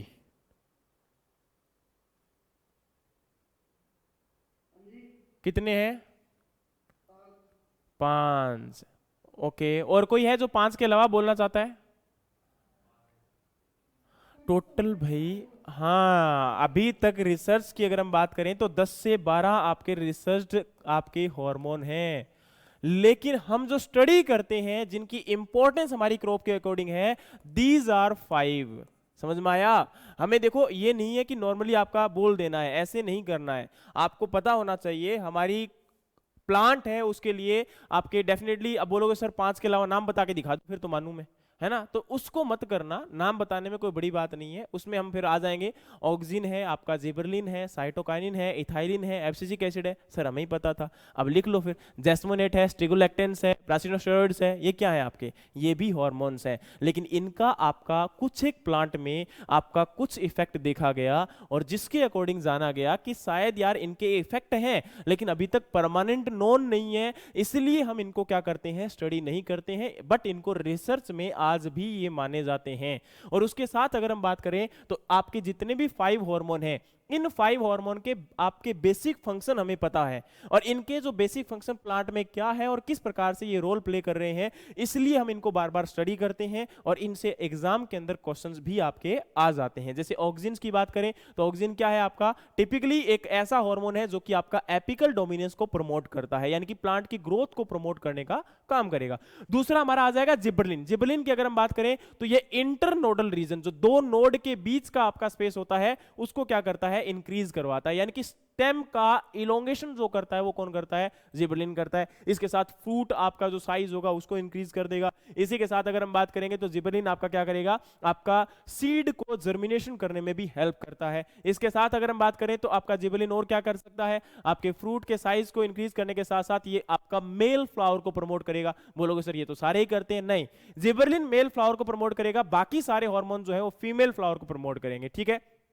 इसके साथ अगर हम बात करें तो जिबरलिन आपका क्या है? जिबरलिन कहां से पाया गया था? तो आपकी राइस के अंदर एक डिजीज है, बैकने डिजीज ऑफ राइस, जिसे आप बकानी डिजीज बोलते हो। अगर देसी लैंग्वेज में बात करूं तो झंडा रोग भी राइस के अंदर बोल देते हैं, जिसे आप बकानी डिजीज बोलते हैं। तो उसके अंदर आपकी 2 फंगस होती हैं, फंगस का नाम है फ्यूजेरियम मोनेलिफॉर्म एंड जिब्रेला फ्यूजियोकोरोई। उनको आपका आइडेंटिफाई किया गया था, किसके द्वारा? जापान के साइंटिस्ट थे, क्रोसोवा उनका नाम था। उन्होंने आइडेंटिफाई किया और उन्होंने फाइंड आउट किया कि यार ये एक डिजीज है और इस डिजीज के द्वारा ये फंगस प्रोड्यूस करती है एक केमिकल को, उस केमिकल का नाम है जिबरलिन, और वही जिबरलिन जो है आपका कोज करता है क्या, प्लांट के अंदर बैकनेट डिजीज।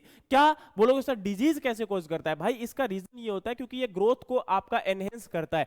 फंगस क्या कर रही है, केमिकल रिलीज कर रही है, केमिकल क्या कर रहा है, ग्रोथ को एनहेंस कर रहा है। और आप भी जानते हो अगर आपका टाइम से पहले ग्रोथ ज्यादा हो जाए तो वो कभी भी प्रोडक्शन प्रॉपर नहीं दे सकता, उसके अंदर स्टेरिलिटी आ जाती है। तो उसी प्रकार से इसके अंदर भी स्टेरिलिटी होने की वजह से आपके ग्रेन बाहर से क्या दिखते हैं, आपके लगते हैं कि ग्रेन बन चुके हैं लेकिन ग्रेन नहीं बने होते हैं। इसीलिए इसका दूसरा नाम दे दिया जाता है फुली सीडलिंग ऑफ राइस। क्यों? क्योंकि आपको लगा था कि सीड बने हुए हैं लेकिन बाद में देखा कि सीड है ही नहीं, तो आप क्या बन गए, मूर्ख, और मूर्ख बन गए तो इसलिए हमने क्या बोल दिया, फुली सीडलिंग ऑफ राइस। अब बताओ भाई समझ में आया कि नहीं आया?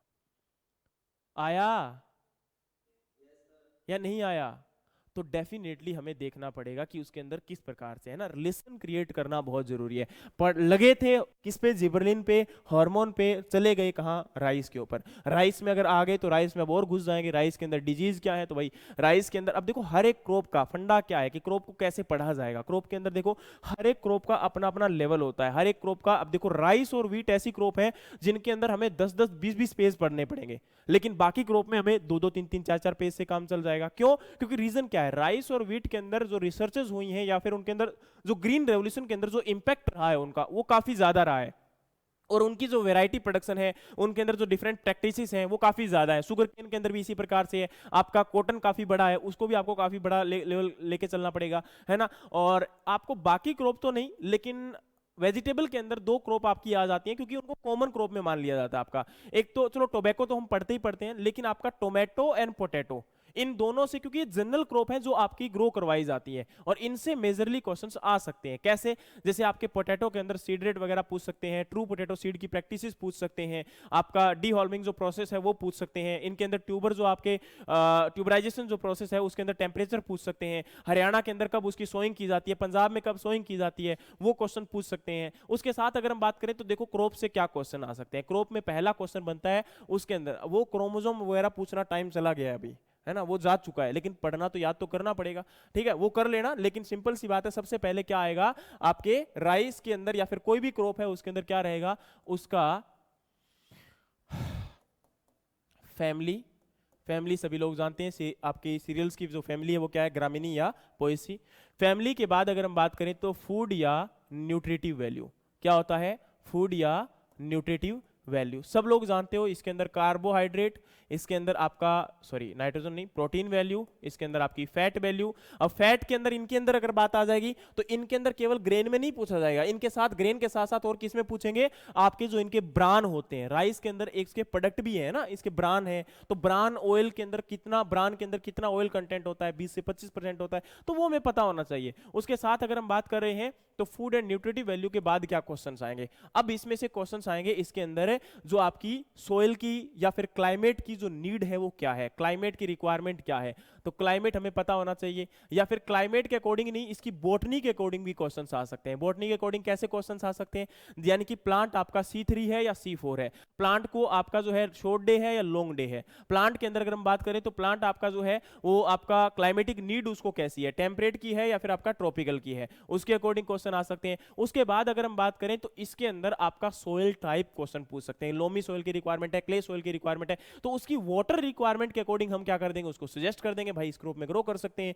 या फिर उसका जो रूट का ग्रोथ है उसके अकॉर्डिंग हम उसको क्या कर देंगे, सजेस्ट कर देंगे। यानी कि अब इससे हमें पता चल गया कि इसकी रूट के बारे में भी हमें पता होना चाहिए, शैलो रूटेड है या फिर डीप रूटेड है। स्टेम के बारे में पता होना चाहिए, स्टेम को क्या बोलते हैं, कुलम बोलते हैं, है ना, वो हमें पता होना चाहिए। उसके बाद में अगर हम बात करें तो क्लाइमेट के बाद हमारा अगला पार्ट क्या आता है, क्लाइमेट हुआ, क्लाइमेट के बाद सोइल आ चुका है ना, सोइल के बाद आपका सोइल, इन्हीं के अंदर प्लांट की बॉटनी भी आ चुकी है ना। उसके बाद आपका क्या रहेगा, प्लांट के अंदर जो वेराइटीज हैं उस क्रॉप की पर्टिकुलर वेराइटीज। अब देखो सॉल्ट टॉलरेंट वेराइटी अलग है, ड्रोट टॉलरेंट वेराइटी अलग है, आपकी बायो फोर्टिफाइड वेराइटी अभी तो मोदी जी मतलब दे धड़े पे दे, है ना, बार बार बायो फोर्टिफाइड वेराइटीज लॉन्च कर रहे आते हैं, तो वो इंपॉर्टेंट है। आपके एरिया में वेराइटीज बहुत इंपॉर्टेंट है, हरियाणा एडीओ है तो हरियाणा की वेराइटी, पंजाब एडीओ है तो पंजाब की वेराइटी। अब देखो सिंपल सी बात है, एग्जाम का सिलेबस दोनों एडीओ का सेम है, कोई डिफरेंस नहीं है, केवल एक डिफरेंस रहेगा, यहां इनका पैकेज एंड प्रैक्टिसेस पढ़ना पड़ेगा, यहां इनका पैकेज एंड प्रैक्टिसेस पढ़ना पड़ेगा। ठीक है। इनके पैकेज एंड प्रैक्टिसेस पंजाब वाले में काफी ज्यादा दे देते हैं, लेकिन हरियाणा वालों का फंडा ये है कि हिंदी में देते हैं एक तो, और दूसरी बात ये क्या करते हैं, आपका आईसीआर की रिकमेंडेशन को ही फॉलो करते हैं। क्यों? क्योंकि ज्यादातर वही रिकमेंडेशन यहाँ पर फॉलो हो जाती है। इसके लिए हमें ज्यादा यहाँ पर फोर्स नहीं करना पड़ेगा, केवल फोर्स करना पड़ेगा वेराइटीज के ऊपर, फोकस ज्यादा करना पड़ेगा। समझ में आ गया? इसके अलावा हमें ज्यादा यहाँ पर टेंशन लेने की रिक्वायरमेंट नहीं है। तो हरियाणा पंजाब एडीओ में थोड़ा सा डिफिकल्टी ये होती है कि उसके अंदर पैकेज एंड प्रैक्टिसेस पूरा पढ़ना पड़ता है, क्योंकि वो बाकी सिलेबस के अकॉर्डिंग बिल्कुल अलग होता है। ठीक है, लेकिन जो इनका है वो आपका बिल्कुल सेम है। ठीक है, नेक्स्ट अगर हम बात करेंगे तो आपका क्या हो सकता है वेराइटीज के बाद, अब आपका आता है यहां पर है जो उसके अंदर डिफरेंट आप प्रैक्टिसेस, जैसे नर्सरी ग्रो करवाते हो तो नर्सरी के अंदर डिफरेंट टाइप ऑफ नर्सरी है। राइस के अंदर क्या है, ड्राई नर्सरी है, मैट नर्सरी है, डेपोग नर्सरी है, वो आपका आ जाएगा, है ना। उसके अंदर जो आपका सिस्टम है, जैसे डायरेक्ट आपका सीडिंग राइस आ गया, अभी प्रेजेंट टाइम में डीएसआर मेथड आ गया, है ना। इसके अंदर एलसीसी लीफ कलर चार्ट आ गया, है ना। नाइट्रोजन वैल्यू आ जाएगा, आपका कितनी रिक्वायरमेंट है नाइट्रोजन की, यानी कि फर्टिलाइजर और न्यूट्रिएंट की रिक्वायरमेंट कितनी है, फार्म यार्ड मैन्योर की रिक्वायरमेंट कितनी है, वो आपका आ जाएगा। क्रॉप वीड कंपटीशन कितने टाइम पीरियड का होता है, वहां से क्वेश्चन आपका आ जाएगा। कौन से वीड यानी कि है इसके अंदर मेजरली जो इसके अंदर प्रॉब्लम क्रिएट करते हैं, वीड को रिमूव करने के लिए आप लोग क्या करोगे, डिजीज कौन से आएंगे, डिजीज को रिमूव करने के लिए क्या करोगे। डिजीज की बात करें तो जैसे अब देखो डिजीज और इंसेक्ट आपके अलग अलग हैं, डिजीज कौन से हैं, इंसेक्ट कौन से हैं, ये भी हमें पता होना चाहिए। डिजीज के अंदर अगर हम बात करें तो राइस के अंदर मेजर डिजीज क्या है, आपका ब्राउन स्पॉट ऑफ राइस है, bacterial leaf of blight rice है, या फिर आपका यहां पर अगर हम बात करें तो आपका ब्लास्ट ऑफ राइस है ना। तो ब्लास्ट की बात, होपर इंसेक्ट आ गया ये आपके, है ना। उसके बाद क्या है, इंसेक्ट में क्या आ जाएगा, ब्राउन प्लांट होपर आ जाएगा, ग्रीन लीफ होपर आ जाएगा आपका यहाँ पर, है ना, और आपका राइस स्टेम बोरर आ जाएगा। अब इनको जो है इनके साइंटिफिक नेम हमें पता होना चाहिए, इनके कॉजल ओरिजिन हमें पता होना चाहिए, है ना। जैसे अगर हम ब्लास्ट और अगर हम बात करें यहाँ पर बैक्टीरियल लीफ ब्लाइट और आपका अगर हम बात करें यहाँ पर ब्राउन स्पॉट ऑफ राइस, इनमें हम बार बार कंफ्यूज होते हैं, है ना। जब भी हमसे कोई पूछ लेता है कि भाई आपका बंगाल फेमाइन किसकी वजह से हुआ, हम लोग बोलते हैं कि सर पायरोक्लोरिया ओराइजे। अबे रुको रुको, सांस लो पहले, बंगाल फेमाइन में डिजीज कौन सा आया था, brown spot of rice. Brown spot of rice का कॉजल ओरिजिन क्या है, हेलमिंथोस्पोरियम ओराइजे। तो डेफिनेटली यहां पर आंसर क्या होगा, हेलमिंथोस्पोरियम ओराइजे। लेकिन अगर हम बात करें ब्लास्ट का कोई पूछ ले तो ब्लास्ट का जो कॉजल ओरिजिन है दैट इज द पायरोक्लोरिया ओराइजे। लेकिन अगर हम बात कर दें यहां पर कोई बैक्टीरियल ब्लाइट का पूछ ले तो जेंथोमोनाज ओराइजे, पीवी ओराइजे। यहीं पर इंसेक्ट की अगर कोई बात कर ले तो इंसेक्ट का क्या होगा, ब्राउन प्लांट होपर है ना, ग्रीन लीफ होपर है ना। तो इनके हमें आपके इसी के अकॉर्डिंग क्या करने पड़ेंगे, आपके साइंटिफिक नेम भी याद करने पड़ेंगे और इनके कॉजल ऑर्गेनिज्म भी इनको पढ़ने पड़ेंगे। ठीक है, लेकिन याद कैसे होंगे, क्वेश्चन ये रेज होता है कि सर हमारे पास टाइम नहीं है, कैसे याद करें। तो देखो दो चीजें हो सकती है, पहला क्या हो सकता है कि आप इनको नोट डाउन कर लें अपनी नोटबुक के अंदर। दूसरा, अब इनको नोट डाउन करने के बाद जब भी कोई काम कर रहे हैं, आप रिपीटेडली जो है कुछ वर्क कर रहे हैं, तो आप जब खाना खा रहे हैं, आप नहा रहे हैं, आप जो है ब्रश कर रहे हैं उस समय, या फिर कोई आप घर का काम कर रहे हैं तो उस समय क्या हो, एक बार उस टेबल को देख लीजिए, टेबलर फॉर्म में अपने पास होना चाहिए, और उसको रिपीटेडली अपने माइंड में करते रहिए, है ना। तो वो क्या होगा, कम से कम रिपीट हो जाएगा। या फिर आप पर्टिकुलरली कुछ काम कर रहे हैं तो उसके अंदर लगातार कोई प्रैक्टिस है और आपको माइंड का वर्क नहीं करना है वहां पर, तो डेफिनेटली आप उन चीजों को नाम दे सकते हो कि ये आपका ये है, ये है, ये है, तो डेफिनेटली वो आपको याद हो जाएगा। और उसके बाद क्या हो सकता है दूसरा, कि डिस्कशन कर सकते हो, कोई फ्रेंड अगर आपके साथ है तो, है ना, आपका कोई कलीग है उसके साथ डिस्कशन कर सकते हो। तो यही दो तरीके हैं, इसके अलावा कोई याद करने का तरीका नहीं है, ना ही इसके अंदर कोई आपका कहते हैं ना जुगाड़ है, ना ही कोई आपका आइडिया है। यही मेरे पास आइडिया है जिनको आप याद कर सकते हो, याद करने का तरीका है। उसके बाद क्या होगा, इनकी यील्ड कितनी आएगी, यील्ड से आपके क्वेश्चन आ सकते हैं। इसके बाद क्या होगा, इसके अंदर जो डिफरेंट आपकी प्रैक्टिसेस करते हो, इंटरकल्चरल प्रैक्टिसेस आपकी फॉलोअप करते हैं, बुशनिंग करते हैं, इसके अंदर आपका खेलुआ करते हैं, ये प्रैक्टिसेस क्या है, वहां से आपके क्वेश्चन आ सकते हैं। समझ में आ रहा है कि नहीं आ रहा?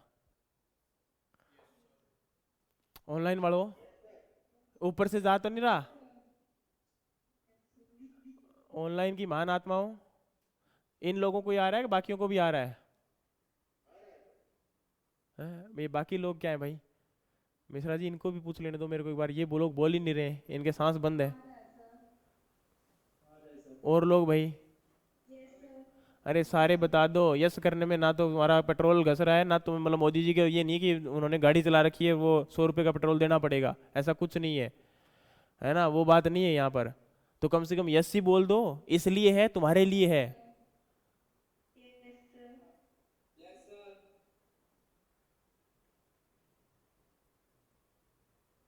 चलो भाई, जो नहीं बोल रहे हैं उनके अकॉर्डिंग यही समझ लेंगे, आ रही है, आ ही रहा है ना, और तो क्या करें, और तो कोई तरीका ही नहीं है इसको आइडेंटिफाई करने का भी, समझ में आ रहा है कि नहीं आ रहा, है ना। क्योंकि देखो अगर आज नहीं समझ में आ रहा तो कल भी नहीं आएगा, कल नहीं आ रहा तो फिर परसों भी नहीं आएगा। और समझने के लिए ये नहीं कि भाई 2-3 दिन लगेंगे समझ में आएगा, क्योंकि इतनी बड़ी महाभारत नहीं है ये, आपने पढ़ी है 4 साल तक है, और 4 साल के बाद आप जो है इसको स्टडी कर रहे हो, समझ में आ गया। तो इसके बाद नींद नहीं आनी चाहिए बिल्कुल भी, है ना, उस पर फोकस नहीं होना चाहिए, नींद से बाहर आ जाओ, पानी का गिलास पास में रख लो और डेफिनेटली, है ना, हो सकता है नॉट ए बिग डील नींद आना। चलिए भाई अगला हमारा है, अभी तक खत्म नहीं हुआ, अभी चिंता मत करो, अभी बहुत कुछ है सिलेबस में, है ना, हमें लगता ही है कि सिलेबस ऐसे ही टाइम पास हो जाएगा, अभी तो सिलेबस ही डिस्कस कर रहे हैं हम, है ना। हाँ जी पंकज म्यूट योरसेल्फ। देखो सीड टेक्नोलॉजी की अगर हम बात करें तो इसमें क्या है, सीड टेक्नोलॉजी में देखो टिपिकल क्वेश्चंस हैं जहां से क्वेश्चन आएंगे। पहला क्या है, सीड रेट क्या होना चाहिए, स्पेसिंग क्या होनी चाहिए, आपका सीड की सोइंग जो करते हो वो किससे कर रहे हो आप लोग, ठीक है आपका। उसके बाद अगर हम बात करें तो आपका multiplication ratio, seed multiplication ratio यानी कि एक सीड से कितना सीड प्रोड्यूस कर सकते हो। उसके बाद आता है सीड रिप्लेसमेंट रेशियो, उसके बाद आता है इनका क्रॉस पोलिनेटेड क्रॉप या फिर सेल्फ पोलिनेटेड जो क्रॉप है उनके लिए आइसोलेशन डिस्टेंस क्या होगा आपका, ठीक है, जब इनको सीड को प्रोडक्शन किया जाता है। फिर उसके बाद आता है आपका सीड के कैरेक्टरिस्टिक्स से क्वेश्चन, सीड की जो जेनेटिक प्योरिटी है, फिजिकल प्योरिटी है, वहां से आपके क्वेश्चंस रहते हैं। उसके बाद अगर हम बात करें तो सीड के अंदर क्या क्वेश्चंस रहेंगे, सीड के अंदर आपके क्वेश्चन जो रहेंगे उसमें आपका आएगा सीड की क्लासेस। सीड की क्लासेस कौन सी, एक तो आपका सीड को जो स्टोरेज करते हो आप लोग, आपने देखा होगा उसके अंदर ऑर्थोडॉक्स सीड होता है, रिकैल्सिटेंट सीड होता है, जिसको आप लो मॉइस्चर पे स्टोर कर सकते हो वो ऑर्थोडॉक्स है, और नहीं स्टोर कर सकते वो रिकैल्सिटेंट है। उसके बाद आपका सीड जो है उसके अंदर क्लासेस आती है 4, कौन कौन सी, इंडिया के अंदर 4 ही है, कौन कौन सी, सबसे पहली क्लास है आपकी कौन सी,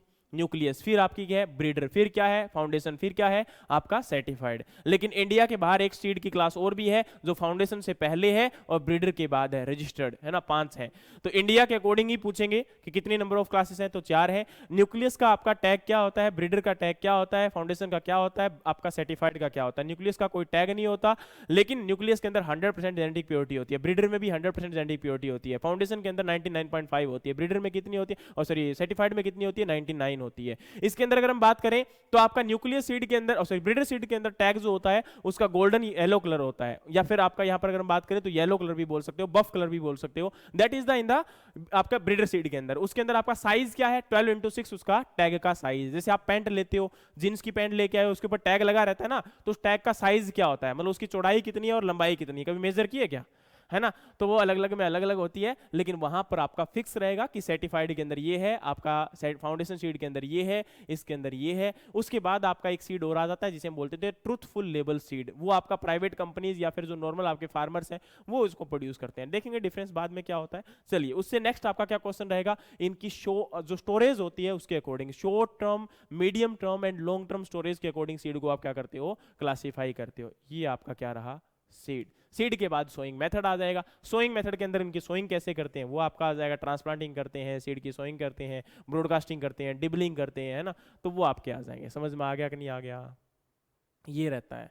इसके बाद अगर हम बात करें तो सोयल साइंस, सोयल साइंस के अंदर क्या होता है, सोयल के अंदर आपके डिफरेंट फैक्टर्स हैं, फिजिकल और केमिकल प्रॉपर्टीज हैं, उसके अंदर मिनरल्स हैं, आपके रॉक्स हैं, उनको स्टडी करना है। उसके बाद आपका सोयल का क्रॉप के साथ क्या रिलेशनशिप है वो हमें पता होना चाहिए, फिजिकल एंड केमिकल प्रॉपर्टीज का पता होना चाहिए। सोयल के अंदर आपका मेजरली जो प्रॉब्लमेटिक सोयल है वहां से क्वेश्चन आएगा, और इंडिया की सोयल के टाइप क्या है, और आपके हरियाणा का अगर पढ़ रहे हो तो हरियाणा के अंदर किस एरिया में कौन सा आपका सोइल का टाइप है, कितने रीजन है और कौन कौन से रीजन डिवाइड किए गए हैं, उस रीजन के अंदर अकॉर्डिंग आपका किस डिस्ट्रिक्ट के अंदर पर्टिकुलरली कौन सी क्रॉप को ग्रो करवाया जा रहा है, तो उसके अकॉर्डिंग रहेगा। और उसके बाद टिलेज प्रैक्टिसेस, टिलेज प्रैक्टिसेस में क्या होता है आप लोग जानते हो अच्छे से कि हमारी जो प्राइमरी टिलेज है और सेकेंडरी टिलेज है, लेकिन इनसे पहले इनको डिवाइड करते हैं प्रिपरेटरी टिलेज और आपका आफ्टर कल्टीवेशन, है ना। तो उनको आपका डिवाइड किया था, प्रिपरेटरी टिलेज के अंदर प्राइमरी सेकेंडरी ये आ जाते हैं, और प्राइमरी सेकेंडरी के अंदर क्या होता है प्राइमरी के अंदर डीप टिलेज होती है, सेकेंडरी में बेड प्रिपरेशन होता है,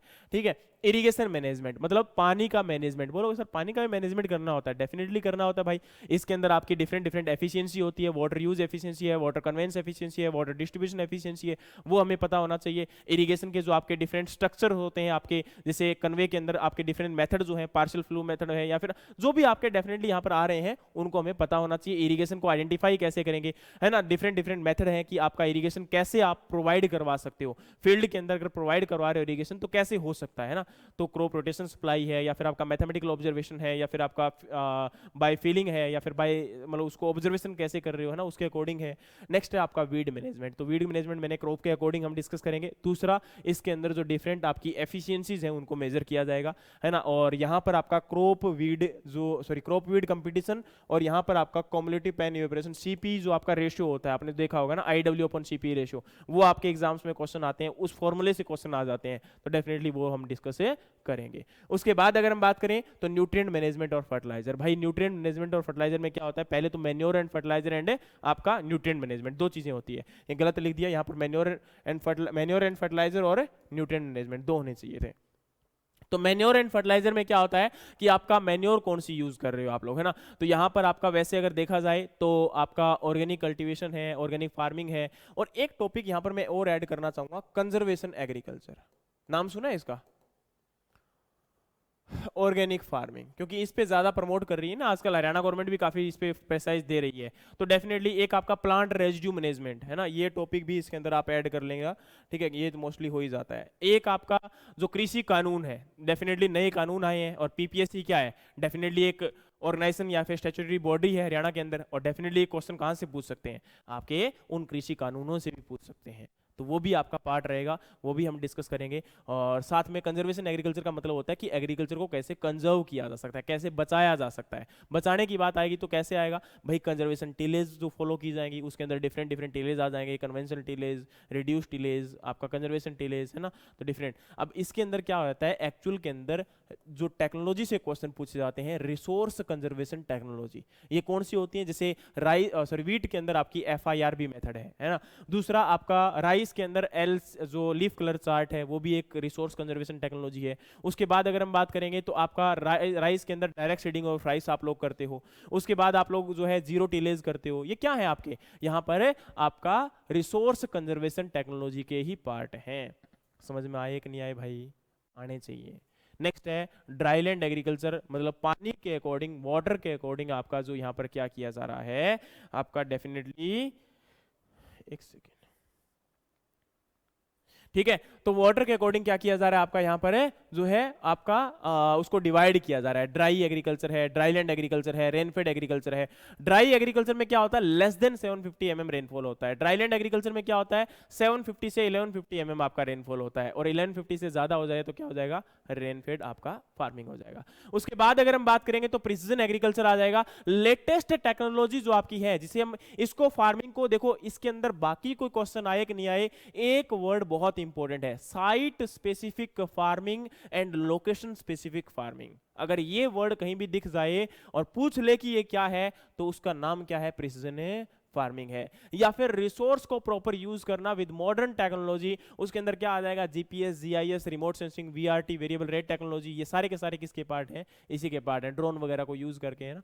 नेक्स्ट अगर हम बात करें तो सस्टेनेबल एग्रीकल्चर। सस्टेनेबल एग्रीकल्चर का मतलब क्या होता है, सस्टेन करना, लॉन्ग टर्म तक सस्टेन करना। कैसे कर सकते हो भाई लॉन्ग टर्म तक सस्टेन, आप सब लोग जानते होंगे कि अगर हम एनवायरमेंट को प्रोटेक्ट करेंगे, यहां पर तीन प्रिंसिपल होते हैं मेनली, एक तो इकोनॉमिक वायबिलिटी, एक आपका मॉडर्न टेक्नोलॉजी, और एक आपका क्या होता है, पीपल्स ग्रोथ या फिर पीपल्स का ऑब्जेक्टिव जो कैसे देखा जाता है। कैसे, देखो आपका इकोनॉमिक स्टेबिलिटी का मतलब क्या है कि एनवायरमेंट के अंदर हमें स्टेबिलिटी अगर नहीं रखी तो आने वाले टाइम में क्या हो जाएगा, रिसोर्स लॉस हो जाएंगे, और रिसोर्स लॉस हो जाएंगे तो बायोडाइवर्सिटी लॉस हो रही है, बायोडाइवर्सिटी लॉस हो रही है तो हम लोग क्या हो जाएंगे, खत्म, डेफिनेटली फिनिश। दूसरा क्या हो सकता है, लोगों की, भाई देखो एक चीज बताओ, अगर हम टेक्नोलॉजी के ऊपर वर्क भी करना चाहते हैं, हम डेली बोल रहे हैं अभी टेक्नोलॉजी पे वर्क करो, टेक्नोलॉजी पे वर्क करो, इसका मतलब ये थोड़ा ना कि हम कच्चे घरों में रहना स्टार्ट कर दें। भाई हमारे पास आ गया है डेफिनेटली लेटेस्ट टेक्नोलॉजी है, हमारे पास रहने को घर है, AC है, लेकिन इनका यूटिलाइज कैसे करना है ये हमें पता होना चाहिए। हमारे आसपास ट्रीज होने चाहिए, हमें उनको काटना नहीं चाहिए, है ना।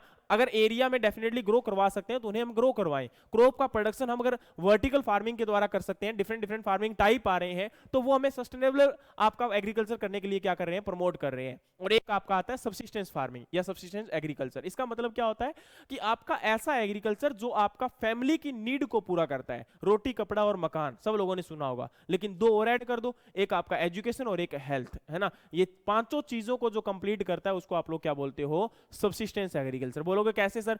इसका मतलब ये होता है कि केवल इसी के लिए पैसे हैं, बाकी और कोई पैसे नहीं बचते उस फार्मर के पास, है ना। जो अपने घर के अंदर रोटी, कपड़ा, मकान, एजुकेशन और हेल्थ, ये पांच चीजें ही पूरी कर पाता है पूरी जिंदगी के अंदर, और कुछ नहीं कर सकता, उस फार्मिंग को आप लोग क्या बोलोगे, सब्सिस्टेंस एग्रीकल्चर बोलोगे। समझ में आया? ठीक है, तो ये हमारा रहा। और उसके बाद और क्या हो सकता है, तो ये है डियर आपका एग्रीकल्चर का क्या छोटा सा सिलेबस। ठीक है, डेफिनेटली 2 महीने या 2 से ढाई महीने में इसको हम क्या करेंगे, कंप्लीट करेंगे। और मैं चाहता हूं कि आप लगातार कंटिन्यू इसके ऊपर फोकस करें, क्योंकि जब तक एग्जाम की नीड को हम लोग नहीं समझेंगे तब तक कोई फायदा नहीं हो सकता। ठीक है, और आप लोग सोच लें कि भाई कोचिंग में आ गए और सिलेक्शन हो जाएगा, you are on the wrong place. मैं आपको पहले दिन ऐसा कोई लालच या कोई ऐसा ढांढस नहीं बंधाऊंगा कि आप लोगों का सिलेक्शन आप मेरे पास आ गए तो डेफिनेटली हो ही जाएगा। मैं फिर बोल रहा हूं, आपको ही पढ़ना पड़ेगा, मेरा रोल इतना रहने वाला है। बस कंटेंट दे दिया, पढ़ा दिया, पढ़ना किसने है, आपने। पेपर दे दिया, किसने करना है, आपने। मैं क्या करवा सकता हूं, एक वे दे सकता हूं, डायरेक्शन दे सकता हूं, डेफिनेटली आपको वो चीज मिल जाएगी। इसके साथ मैं आपको वादा कर सकता हूं, जो चीज आपको नीड है, जिस प्रकार से आपको नीड है, वो आपको मिलेगी, ये भी मेरा वादा है। क्रॉप आपको 2-2 बार करवाई जाएंगी, एक बार भी नहीं हो रही। ठीक है, लेकिन यहां पर ये आपको मेहनत करनी पड़ेगी कि किस प्रकार से। ठीक है, उसका जो भी डीप निचोड़ होगा वो भी हम निकाल के लेके आएंगे। आपके जो पैकेज एंड प्रैक्टिसेस है एचयू के, वो भी आपको दिए जाएंगे डेफिनेटली, उनके अंदर जो भी रहेगा, क्योंकि उसमें कुछ है नहीं, हमने देख लिया था। ठीक है, दूसरा उसके अंदर वेराइटीज वगैरह जो इंपॉर्टेंट है और कुछ आपके केमिकल इंपॉर्टेंट है, उनको हमें निकालना पड़ेगा, वो आपको दिए जाएंगे। उसके अलावा उसमें कुछ भी इंपॉर्टेंट है नहीं है। अब आप लोग बताइए कि सबसे पहले आपकी नीड क्या है और आप क्या चाहते हैं, क्योंकि ये भी बहुत इंपॉर्टेंट होता है कि अकेला अपनी गाथा गा के चला जाए, that is not a good thing. मेरा आपके ऊपर फोकस ये रहेगा कि आपकी क्लास चलेगी 8:30 तक, है ना। मतलब 8:15 स्टार्ट हो रही है तो 8:15 तक स्टार्ट चलेगी, 2 घंटे की क्लास रहेगी, 6:30 से 8:30 चलेगी, है ना। कुछ भी अगर ऐसा हुआ 5-10 मिनट लेट सेट, वो अलग चीज़ है, definitely according to your mood, है ना, कि आपका मूड क्या है कि सर आज तो टॉपिक हो गया बस, है ना, कल्याण हो गया। क्योंकि अभी जो है आपके चेहरे साफ बता रहे हैं 90% के कि आप क्या चाहते हो, है ना। क्योंकि मेरे को ये लगता है कि काफी लोग ऐसे हैं जो मतलब बहुत दिनों के बाद कभी क्लास देखी है उन लोगों ने। ऐसा है क्या? ये सभी लोग वीडियो ऑन करना यार ऑनलाइन में प्लीज, एक बार कम से कम पता तो चले कि कौन लोग हैं, क्लास कौन ले रहे हैं, ये तो पता होना चाहिए है?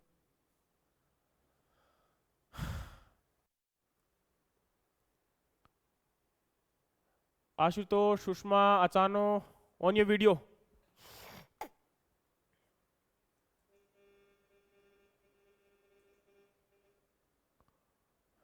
जी जी जी जी, Sandeep Kaur, Meenakshi, Tarun, Preeti, Babbar, please on your video यार एक बार।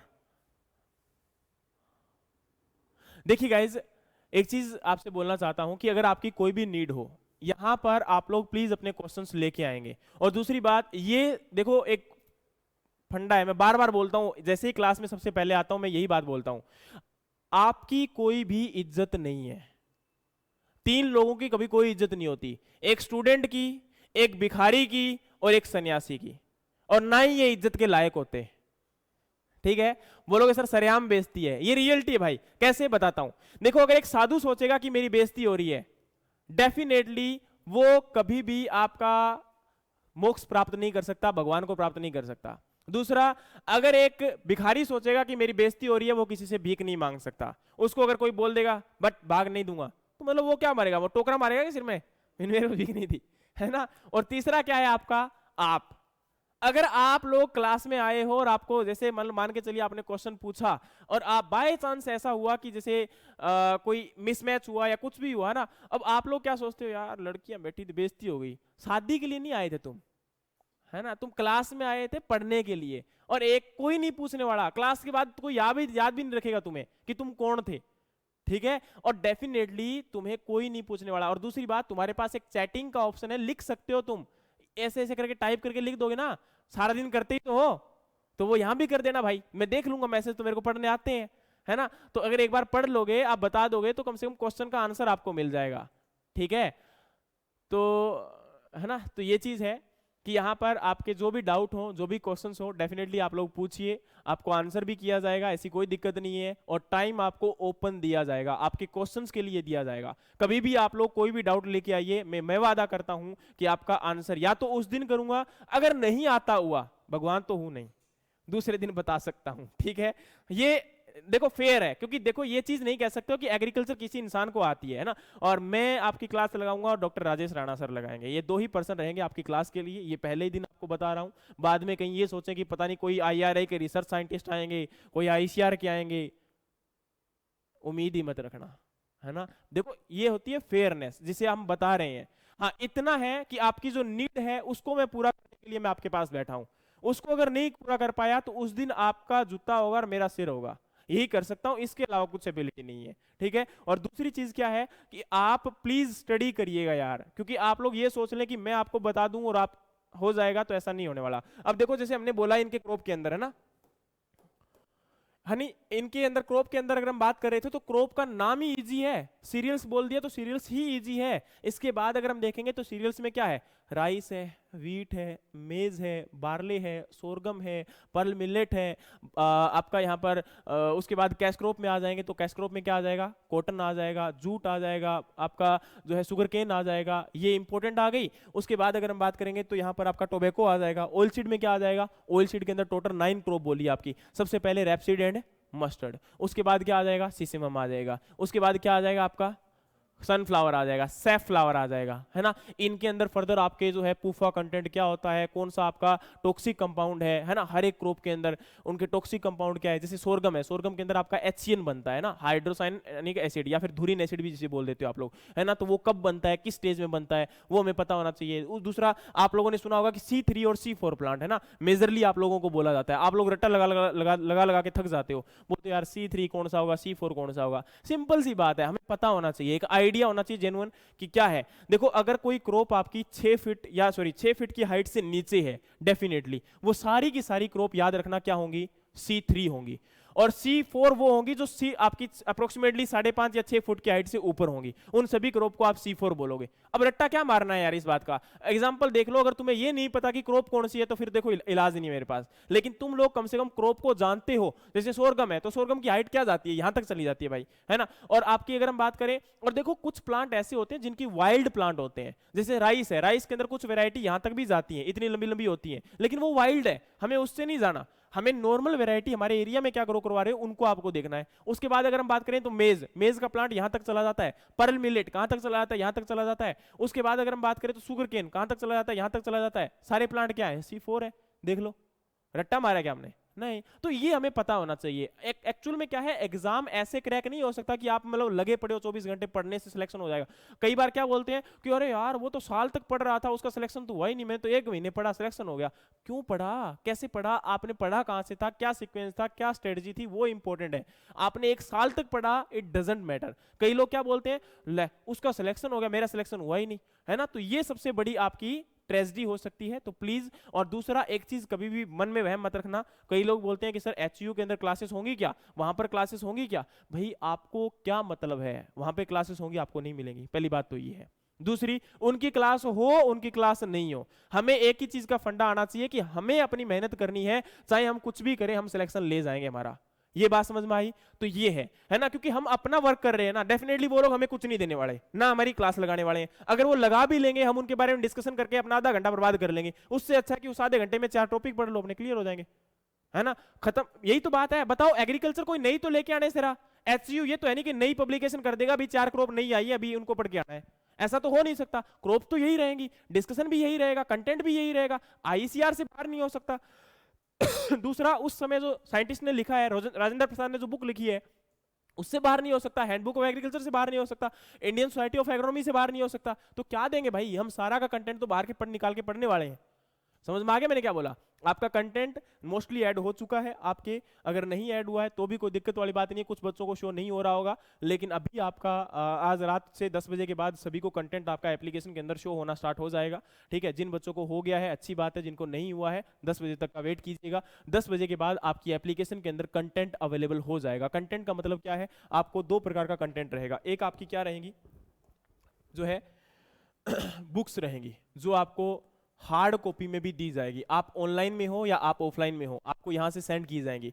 दूसरा आपका कंटेंट रहेगा जो पीपीटी की फॉर्म में होता है। देखो मैं बताता हूं कैसे, वैसे तो मैं पीपीटी से पढ़ाता नहीं हूं कभी, लेकिन जो टॉपिक पढ़ाया ना उसकी एक थोरोली पीपीटी होती है ना। जैसे ये पीपीटी आपके सामने है ना, है ना, तो जैसे ये थोड़ा सा है ना, अब जिसको इसके अंदर कोई फोटो वगैरह डाल देता तो आधे लोग तो वैसे ही खुश हो जाते हैं, अरे वाह मास्टर पढ़ाएगा बहुत बढ़िया, है ना, यही चीज होती है। लेकिन मेरा फंडा थोड़ा सा अलग है, हम इसके थ्रू पढ़ेंगे, है ना, ये हमारी बहुत अच्छी चीज होती है ना। इसके अंदर कंटेंट काफी कुछ आ जाता है, वहां पे तो केवल नाम होते हैं, रट लिए पढ़ लिए बता दिए, है ना, तो वो मेरे से नहीं हो सकता।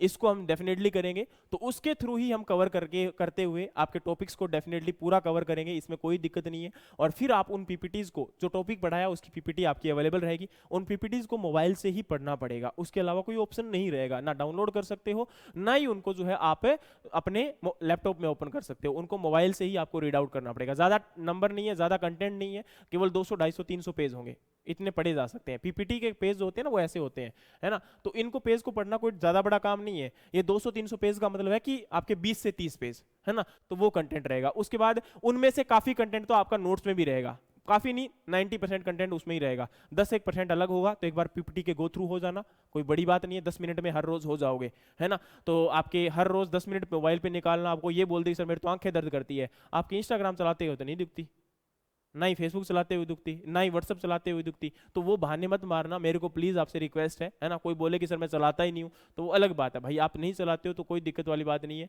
ये पहले दिन ही टू बी फ्रैंक आपके सामने बोल रहा हूं, ताकि बाद में आप ना तो ये बोले कि सर आपने ये बोला था। अब इसके बाद आती है इंपॉर्टेंट बात कि अगर हरियाणा जीके ऐड कर दिया तो, अगर इंग्लिश ऐड कर दिया तो, अगर रीजनिंग ऐड कर दिया तो, सिलेबस आ गया तो क्या होगा?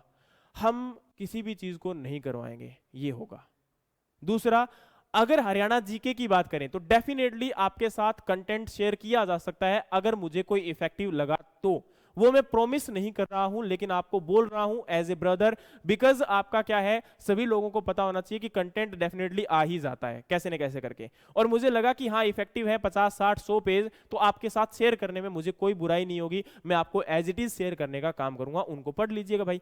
उसके बाद क्या है कि इंग्लिश मैथ रीजनिंग का क्या हो सकता है? इंग्लिश मैथ रीजनिंग का ये हो सकता है कि आप लोग अभी से ही, अगर सिलेबस आ गया नहीं आ गया, आपके देखो ज्यादा डीप में तो क्वेश्चन पूछेंगे नहीं, ठीक है। एक पर्सन है मैथ का, तो मैं बहुत अच्छे से आपको बता सकता हूं, ठीक है, रवि बांगड़, वो पर्सन की क्लासेस आपकी, देखो मैं किसी का प्रमोशन नहीं कर रहा हूं, ना ही मैं किसी को वो कर रहा हूं कि हाँ यहाँ पर फ्री ऑफ कॉस्ट है, आपका जाकर देखोगे तो यूट्यूब पे मिल जाएगा, वो बंदा हिसार से है ना, और बहुत अच्छा आपको समझाता है। उसको डायरेक्टली कॉल भी कर लोगे, कभी मैसेज भी कर लोगे तो आपको आंसर भी करेगा, जो सबसे बड़ी बात है। मैं उस टीचर को जानता हूं और मैथ में अपने लेवल पे बेस्ट है, ये भी आपसे बोल सकता हूं, है ना, क्योंकि वही बात है, वो बंदा बायजूस के अंदर सिलेक्टेड है, और बायजूस के अंदर प्रेजेंटली आपको पता होना चाहिए कि अभी आपका आई थिंक सो ये काफी बड़े लेवल पे काम इनका होने स्टार्ट जा रहा है, ये जो पीएमटी वगैरह है इनके लिए स्टार्ट कर रहे हैं ना, और साथ में बैंकिंग वगैरह में भी आ रहा है बायजूस, है ना। उन्होंने I think so grade up को कर लिया कल्याण, है ना, तो उसी प्रकार से वो वहां पे अभी पढ़ा रहे हैं, तो डेफिनेटली आपको हेल्प मिलेगी, है ना। और नहीं करेंगे तो मैं आपके साथ खड़ा हूं, मैं आपको उनको बुलाऊंगा। रीजनिंग के भी इसी प्रकार से एक टीचर है, उनकी भी डेफिनेटली हेल्प ले ली जाएगी। लेकिन आपका ये बोल दो आप लोग कि सर थोप दिया जाए कि आप करवाओगे, डिनाई करता हूं मैं कंप्लीट, है ना।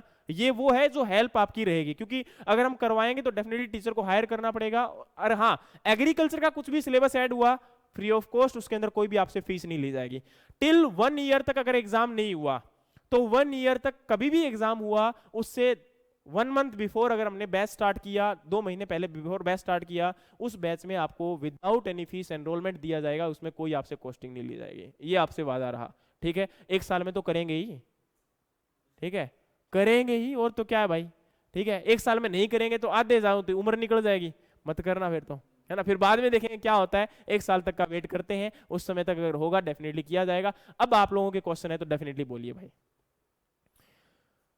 और आपको टाइम दिया जाएगा क्वेश्चंस पूछने का भी, ये नहीं कि भाग गए, क्लासेस हुई माइक बंद है, है ना, उड़ गए, ऐसा नहीं है। ऑनलाइन वालों को मौका पूरा है, ऑफलाइन वालों को मौका पूरा है ये, और दोनों के अंदर कोई डिफरेंस नहीं है। अभी ऑफलाइन की भी क्लास चल रही है, ऑनलाइन की भी क्लास चल रही है, ठीक है। तो ये भी चिंता मत करना कि ऑनलाइन वालों को क्या दिया जाएगा और ऑफलाइन वालों को क्या दिया जाएगा, सेम रहेगा, बातें भी सेम रहेगी, और क्लास को ऑफ करूंगा सेम आपके टाइम पर भी, इनके टाइम पर भी, कोई अलग टाइम नहीं है ऑफलाइन वालों का। अब आप बता दो भाई, कोई क्वेश्चन है, कोई डाउट है किसी का? यस और नो? जिंदा हो?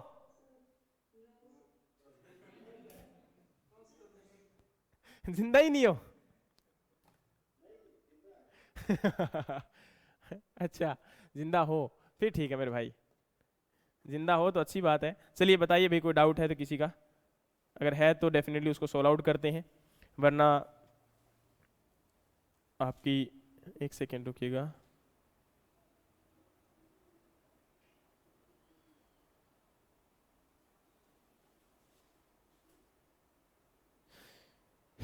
क्वेश्चन पूछा है विष्णु मूंड ने। विष्णु जी क्रॉपिंग इंटेंसिटी करेंगे यार, आप चिंता मत करिए, ठीक है। और ये क्या है, टोटल एक फार्म है, 20 एकड़ का लैंड है, 15 एकड़ भूमि रबी में, 15 एकड़ भूमि खरीफ में, और 20 एकड़ जायद की ऋतु में फसल उगाते हैं। तो फार्म की सफल सघनता कितनी होगी?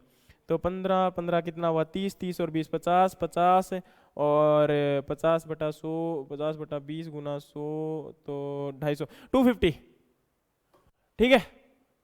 आंसर उसका 250 होगा। और बताइए किसी का क्वेश्चन है, कोई डाउट है भाई? अगर डाउट हो, क्वेश्चन कुछ हो तो व्हाट्सएप पे मैसेज कर दिया करो, उसको डेफिनेटली यहाँ पर सोल्व आउट करके बता सकते हैं, not a big deal. True and false fruit, भा बिल्कुल कोई दिक्कत नहीं है। एग्रीकल्चर के लिए नोट्स के अलावा कोई और बुक? हाँ भाई, एग्रीकल्चर के अलावा नोट्स की बुक बिल्कुल पढ़नी पड़ेगी आपको, बता देता हूँ। बुक्स अगर परचेज करनी है किसी ने तो, अगर देखो डीपली स्टडी करना चाहते हो, मतलब आपको ये है कि इंटरेस्ट है कुछ और ज्यादा अच्छे से पढ़ना, पूरा प्रिसाइज फॉर्म में पढ़ना, सॉरी डिस्क्राइब फॉर्म में पढ़ना, प्रिसाइज तो होते हैं नोट्स, वो आपको मिल जाएंगे। लेकिन किसी ने बिल्कुल आपका पूरे बड़े लेवल से पढ़ना है, तो उस समय आपको याद रखना, पहली बुक है रेडी एंड रेडी की, फिर है SR रेडी की। दोनों में से एक ही मंगवाना, दोनों मत मंगवाना, ठीक है। दोनों में से एक को ही प्रेफर करूंगा। तीसरा, यहां पर आपकी ऑब्जेक्टिव की बुक है SR कांटवा। और अगर कोई ज्यादा ही पैसे आपके पास हैं तो एक आपकी PL मालीवाड़ की बुक लेके आ सकते हो आप लोग, ठीक है। इसमें भी ऑब्जेक्टिव के काफी कुछ क्वेश्चन हैं, है ना। तो ये है जो आपकी मेजर बुक, यहां पर आप लोग फॉलो कर सकते हो। इसके बाद अगर आपको जनरल एक बार पढ़ना है तो आपकी अरुण कत्यायन बुक है, उसको फॉलो कर सकते हो, नॉट ए बिग डील, है ना। उसमें से आपके बेसिक क्लियर हो जाएंगे, ठीक है। उसके अंदर से आपका कोई ज्यादा बड़ा पार्ट है नहीं रहेगा। समझ में आया कि नहीं आया? यस और नो जी? प्लीज यार, यस करने में आपका कोई, मैं फिर बोल रहा हूँ कि पेट्रोल ना तो जलता है ना कुछ और जलता है, तो कम से कम आंसर कर दिया करो। हम्म, यस है।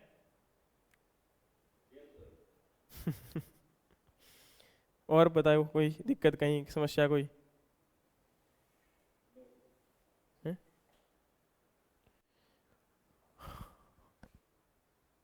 ये क्या क्वेश्चन पूछा है परमजीत? ट्रू एंड, अरे क्वेश्चन पूछा है कि सर ट्रू और फॉल्स फ्रूट क्या होता है, यही है परमजीत? दोनों में डिफरेंस पूछ रहे हो परमजीत? देखो, फ्रूट में अगर फॉर्मेशन की बात करूं तो फ्रूट आप सब लोग जानते होंगे, मैच्योर ओवरी को आप लोग क्या बोलते हो? फ्रूट बोलते हो, ठीक है।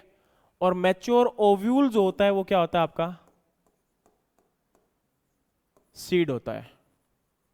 समझ में आ गया? मैच्योर ओवरी जो है वो आपका फ्रूट है, मैच्योर ओव्यूल जो है वो आपका यहां पर है सीड है। पहली बात तो ये। अब क्या होगा, अगर हमारी ओवरी से ना बनकर फ्रूट किसी और पार्ट से, उसके एसेसरी ऑर्गन से आपका बन रहा है, तो उस केस में उसे आप लोग क्या बोलते हो? फॉल्स फ्रूट बोलते हो, ठीक है। जैसे एप्पल है, एप्पल आपको पता होना चाहिए ट्रू फ्रूट नहीं है, एप्पल फॉल्स फ्रूट है। है ना, जानते हो। तो इसी प्रकार से आपका जो फ्रूट होता है वो, अब बोलोगे सर कहाँ डेवलप होता है, कैसे डेवलप होता है, फिर हमें पूरा उसमें ही जाना पड़ेगा, है ना। तो डेफिनेटली इसके अंदर इतना ही आपको भी बोलना चाहूंगा कि अगर आपका ओवरी से अगर कोई फ्रूट जनरेट हो रहा है that is the true fruit, अगर वो ओवरी को छोड़कर किसी और पार्ट से जनरेट हो रहा है that is the false fruit. ठीक है। आपका सीड जो है वो क्या होता है, मैच्योर ओव्यूल होता है। एक्चुअल में देखो सीड की अगर हम बात करेंगे, मॉडर्न साइंस में सीड किसको बोल सकते हो, तो मॉडर्न साइंस में सीड बोलते हो कोई भी प्लांट का पार्ट जिसको आप यूज करते हो प्रोपेगेशन के लिए, that is the seed. But botanical seed या ट्रू सीड आपसे क्वेश्चन पूछ ले तो याद रखना इसका मतलब यही है, mature ovule is known as true seed, यानी कि जो फर्टिलाइजेशन के बाद बनेगा आपका, ठीक है, आफ्टर द फर्टिलाइजेशन जब आपको कोई आपका सीड बनेगा वो क्या है आपका यहाँ पर है ट्रू सीड है। समझ में आ गया कि नहीं आ गया? yes or no? अब बताइए भाई अगला कोई, अब देखो ये कोई इगोइज्म नहीं है कि आपसे यस बुलवाना है, इसलिए बुलवाना है कि भाई आपका पता लग जाए कि समझ में आ गया।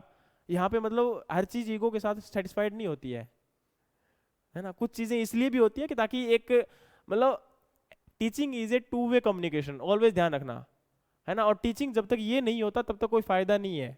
मैं बार बार बोलता हूं, आपके क्वेश्चंस नहीं होंगे, मेरे आंसर नहीं होंगे तो कोई फायदा नहीं है, या फिर मेरे क्वेश्चंस हो आपके आंसर नहीं है तो कोई फायदा नहीं है। जब आप क्वेश्चन पूछो तो मैं आंसर करूं, और मैं क्वेश्चन पूछूं तो आप आंसर करो। और कई बार अगर क्वेश्चन नहीं आ रहा है तो उसका हम सॉल्यूशन निकालें, यही एक टीचिंग है और कुछ नहीं है। टीचिंग एक रेगुलर लर्निंग है, ठीक है। तो उसको भी आप समझिए और दोनों चीजों को समझते हुए अपने आप को फोकस करिए। और बताओ कोई डाउट है, कोई क्वेश्चन है?